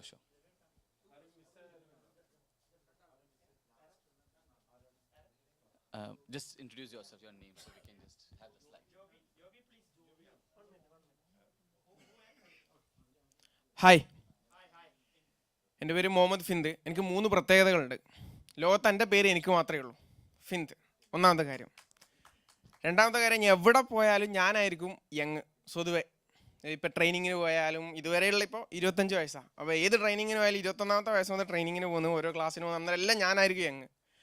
മൂന്നാമത്തെ കാര്യം, നിങ്ങൾക്ക് ഏറ്റവും ആവശ്യമുള്ള സാധനം sale ചെയ്യുന്ന ആളാണ് ഞാൻ. Mobile, ഭക്ഷണത്തെക്കാളും വായുവിനേക്കാളും ആവശ്യമുള്ള മൊബൈൽ. പിന്നെ നെക്സ്റ്റ് മൊബൈൽസ് എന്ന് പറഞ്ഞാൽ 4 ബ്രാഞ്ചസ് ഉണ്ട്. പിന്നെ മൊബൈൽ ഹോൾസെയിൽ ചെയ്യുന്നുണ്ട്. അതുപോലെ തന്നെ എൻ്റെ ലക്ഷ്യം എന്ന് പറഞ്ഞാൽ 2024 100 കോടി ബിസിനസ് ചെയ്യാമെന്നാണ്. ഇപ്പം ഞാൻ 15 കോടിക്ക് മുകളിൽ ചെയ്യുന്നുണ്ട്. അതുപോലെ തന്നെ സ്വന്തമായിട്ടൊരു ആക്സസറീസ് ബ്രാൻഡ്, ബൈജൂസും അല്ലെങ്കിൽ ഇതെല്ലാം പോലെ വേൾഡ് മൊത്തം ഗ്ലോബലിയുള്ള ഒരു ആക്സസറീസ് ബ്രാൻഡുമായിട്ട് ഒരു 2025-26 ഇതേപോലെ ഞാൻ ദുബായിൽ വരും. അന്നേരം നമുക്ക് എല്ലാവർക്കും ഒരുമിച്ച് കാണാം.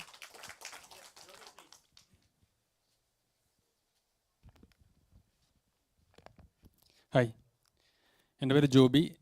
ഞാൻ Lazaro aviation academy, fashion academy ഇങ്ങനെ സ്ഥാപനങ്ങൾ പയ്യന്നൂർ, മട്ടന്നൂർ, ആലക്കോട് തുടങ്ങിയ സ്ഥലങ്ങൾ നടത്തുന്നു.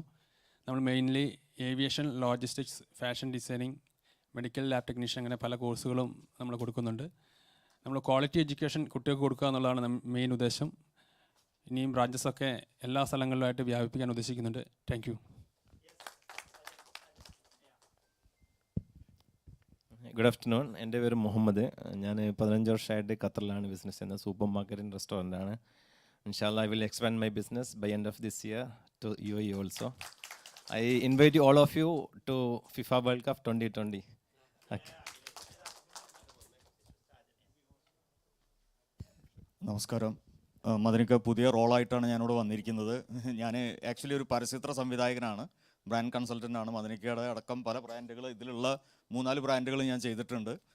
ഇപ്പോൾ ഞാൻ വന്നിരിക്കുന്നത് നടൻ ശ്രീനിവാസൻ, സംവിധായകൻ, നടൻ, തിരക്കഥകത്ത് ശ്രീനിവാസനുമായി ചേർന്നിട്ട് മലയാളികൾക്ക് നല്ല ഭക്ഷണം കൊടുക്കുക എന്നുള്ളൊരു ശ്രമം ഞങ്ങൾ തുടങ്ങിയിട്ടുണ്ട്. ഞങ്ങൾ 2 പേരാണ് അതിൻ്റെ ഫൗണ്ടേഴ്സ്. ശ്രീനി ഫാംസ് എന്നാണ് എൻറ്റിറ്റിയുടെ പേര്. ആ ശ്രീനി ഫാംസ് കേരളത്തിലെ മലയാളികൾക്ക് മാത്രമല്ല, ദുബായിലെ മലയാളികൾക്കും GCCയിലെ മലയാളികൾക്കും നല്ലത് കൊടുക്കണം എന്നൊരു ആഗ്രഹമുണ്ട്. ഇവിടെ സഹകരിക്കാൻ പറ്റുന്ന ആൾക്കാരെ തേടിക്കൊണ്ടാണ് ഞാൻ ദുബായിലേക്ക് വന്നിരിക്കുന്നത്. Thank you.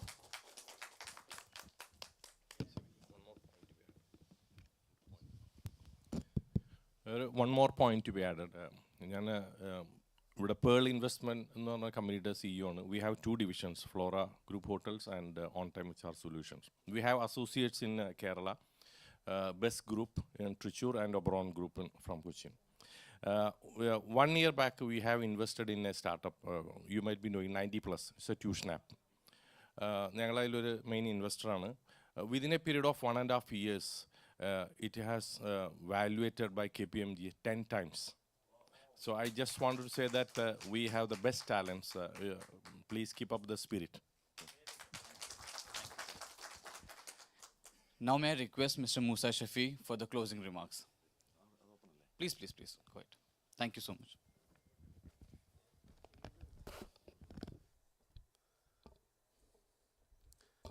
ഏറ്റവും നന്ദി ഞാൻ ആർക്കാ ആദ്യം പറയേണ്ടതെന്നുള്ളൊരു കൺഫ്യൂഷനിലാണ് ഞാൻ ഇവിടെ ഇരിക്കുന്നത്. കാരണം ഔദ്യോഗികമായ മീറ്റിങ്ങുകളൊക്കെ അവർക്കൊക്കെ നന്ദി പറയണം. പക്ഷേ ഇങ്ങനൊരു സാഹചര്യം ഇവിടെ ഉണ്ടാകാൻ കാരണം പോസിറ്റീവ് കമ്മ്യൂൺ എൻ്റർപ്രണർഷിപ്പ് ക്ലബ്ബ് ഉണ്ടാക്കിയത് രവിയേട്ടൻ, അല്ലെങ്കിൽ നമ്മളതിനെ സപ്പോർട്ട് ചെയ്ത് കൂടെ നിന്നു. അതിൻ്റെ കൂടെ അന്ന് മുതലേ ഉണ്ട് ബദ്രിക്കയും ടീമും.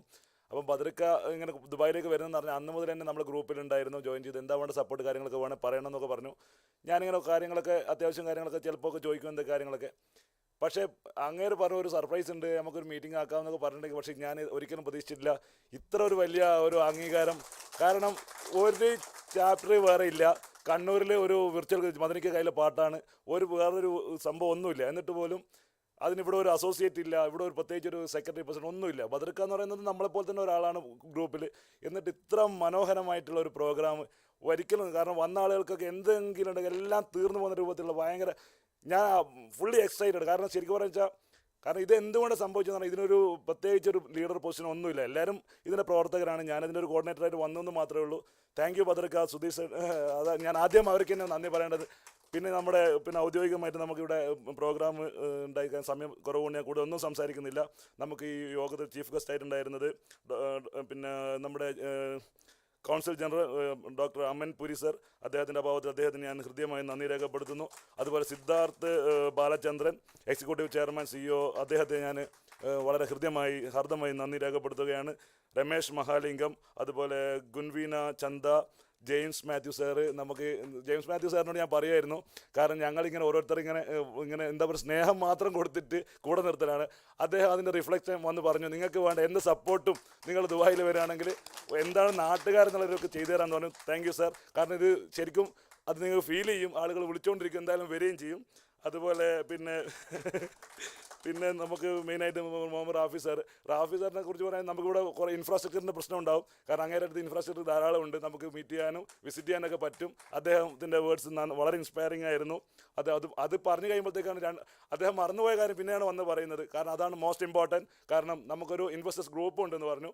അപ്പോൾ അതെന്തായി, അതുകൊണ്ട് നമുക്ക് ഇൻവെസ്റ്റ്മെൻറ്റ് തേടി വന്ന ആളുകൾക്ക് നേരെ കണക്ട് ചെയ്യാൻ പറ്റിയ ഒരാൾ റാഫിക്കാണ് നമുക്ക് കിട്ടി. ഇങ്ങനെ കിട്ടിയ ആളുകളെ വെച്ചിട്ട് മാത്രം ഉണ്ടാക്കിയതാണ് പോസിറ്റീവ് കമ്മ്യൂൺ. അല്ലാണ്ട് ഒരു മെമ്പർഷിപ്പ് ഒരു റെഫറൻസും ഇല്ല. ഇങ്ങനെ നമ്മളെ കൂടെ ചേറിയ ആളുകളെ വെച്ചിട്ട് ഇന്ന് 2000-ഓളം ആളുകൾ കേരളത്തിൽ അങ്ങോളം മലയാളികൾ, ലോകത്തെമ്പാടുമുള്ള മലയാളികൾ നമ്മളെ കൂടെയുണ്ട്. അവരാണ് നമ്മളെ എനർജി. ഞാൻ പുറത്തുനിന്ന് ഇപ്പോൾ മാതൃഭൂമിക്ക് ഔദ്യോഗികമായിട്ട് ചാനൽ ഞാനൊരു ബൈറ്റൊക്കെ കൊടുക്കുന്നത്. ഞാൻ ആദ്യമായിട്ടാണ് ഒരു ബൈറ്റൊക്കെ കൊടുക്കുന്നത്. കാരണം എന്താണ് ഇതിൻ്റെ ഒന്നുമല്ല, എൻ്റെ പ്രൊഫൈൽ കണ്ടിട്ടാണ് ഓക്കെ, എനിക്ക് പ്രശ്നം ഉണ്ടായിരുന്നില്ല. പക്ഷേ ഒന്നുമല്ലാത്തൊരു സിമ്പിൾ സിറ്റിനെ ഇങ്ങനെ പിന്നെ എനിക്കത് പറയുമ്പോൾ ഞാൻ ഇമോഷണൽ ആയിപ്പോൾ, അതുകൊണ്ട് ഞാൻ കൂടുതൽ പറയുന്നില്ല. പിന്നെ നമ്മുടെ റാഫി സാർ, അതുപോലെ മാനേജർ ഹരികൃഷ്ണൻ, അതുപോലെ പിന്നെ നമ്മുടെ ഫിക്കിയുടെ സിബി. പിന്നെ ഇന്നലെയായിട്ട് ഞാൻ വെറുതെ രവിയേട്ടനോട് പറഞ്ഞു നമ്മൾ മദനിക്ക ദുബായിലുണ്ട്, നമുക്കൊന്ന് മദനിക്കാൻ കിട്ടുമോ നോക്കാമെന്ന് പറഞ്ഞു. ഞാനും മെസ്സേജ് അയച്ചു, രവിയേട്ടനും മെസ്സേജ് അയച്ചു. അപ്പോൾ മദനിക്ക് ഇന്നെന്ത് വേറെന്തൊക്കെ കാര്യം, കാരണം പെട്ടെന്ന് പറഞ്ഞാൽ ഇന്നലെ, കാരണം ഇതിങ്ങനെയൊക്കെ സെറ്റപ്പ് ആവുന്നൊന്നും വിചാരിച്ച പരിപാടിയല്ലല്ലോ. അപ്പോൾ നമുക്ക് നേരത്തെ പറയാൻ കഴിയില്ല. ഇതൊരു തികച്ചും സർപ്രൈസ് തന്നെയായിരുന്നു. അപ്പോൾ ഇന്നലെ വൈകുന്നേരം പറഞ്ഞു. അപ്പോൾ ഇതെന്താണെന്ന് പോലും അറിയാണ്ട് നമ്മൾ വിളിച്ചു എന്നുള്ള കാരണം എന്താണ് ഇവിടെ സംഭവിക്കുന്നത് പോലും അറിയാണ്ട് കാര്യമായ ഒരു മീറ്റിംഗ് ക്യാൻസൽ ചെയ്തു. അദ്ദേഹം വന്നത് അദ്ദേഹം സർപ്രൈസ് ആയിട്ടുണ്ടാവും. കാരണം പോസിറ്റീവ് കമ്മ്യൂണിറ്റി ഇതിങ്ങനെയൊക്കെ വരുമെന്ന്, കാരണം ഇത് ശരിക്കും പറഞ്ഞാൽ ഞങ്ങളിവിടെ ഒരു ഫോട്ടോ എടുക്കാൻ വേണ്ടി ഡിസൈൻ ചെയ്ത സാധനമാണ്. ഇവിടെ പോസിറ്റീവ് കമ്മ്യൂണ് ഇവിടെ വന്നു എന്നുള്ള നാട്ടുകാരെ അറിയിക്കാൻ വേണ്ടി ഒരു ഫോട്ടോ എടുക്കാം. ഇത് പക്ഷേ ഞാനിത് കുറച്ച് കാര്യങ്ങൾ ഇതിൻ്റെ ഡിസൈൻ കുറച്ചും കൂടി നന്നാക്കി ഇപ്പം ഞാൻ ഇക്ബാലിനോട് പറഞ്ഞു ഇത്ര നന്നായില്ലേ, കാരണം ഇവിടെ കാണിക്കാൻ പറ്റിയൊരു ഡിസൈനായി വന്നല്ലോ എന്നുള്ളത്. അത്ര പോലും എല്ലാം ഇങ്ങനെ കടന്നു വരലാണ്. നേരത്തെ രവിയേട്ടൻ പറഞ്ഞതുപോലെ യൂണിവേഴ്സ് എന്താണോ ആ യൂണിവേഴ്സ് തന്നെയാണ് ഇത് സംഭവിച്ചിരിക്കുന്നത്. ഇനി ഞാൻ കൂടുതൽ സംസാരിച്ച് ഞാൻ നീണ്ടുപോകും. അതുകൊണ്ട് താങ്ക് യു ആൾ അതുപോലെ ഞാൻ ഇതിനകത്ത് വേറൊരു കാര്യം പറയാനുള്ളത്, രവിയേട്ടനെ പോലും അറിയാത്ത ആളുകളാണ് 35ഓളം ആളുകൾ, ഏകദേശം എൻ്റെ മാത്രം കണക്ടിവിറ്റിയിലുള്ള ആളുകളാണ്, അവരുടെ കുടുംബങ്ങളുമാണ്. രവിയേട്ടൻ അറിയുന്ന കുറച്ച് ആളുകളുണ്ട്, പക്ഷേ ആരാണ് രവിയേട്ടൻ എന്ന് ചോദിച്ച ആളുകൾ പോലും നമ്മുടെ കൂട്ടത്തിലുണ്ടായിരുന്നു. പക്ഷേ എല്ലാവരും എക്സൈറ്റഡ് ആണ്. ഞാനിതിൻ്റെ മുകളിൽ കരയുന്നതിൻ്റെ ആ ഒരു എനർജിയിലാണ്. Thank you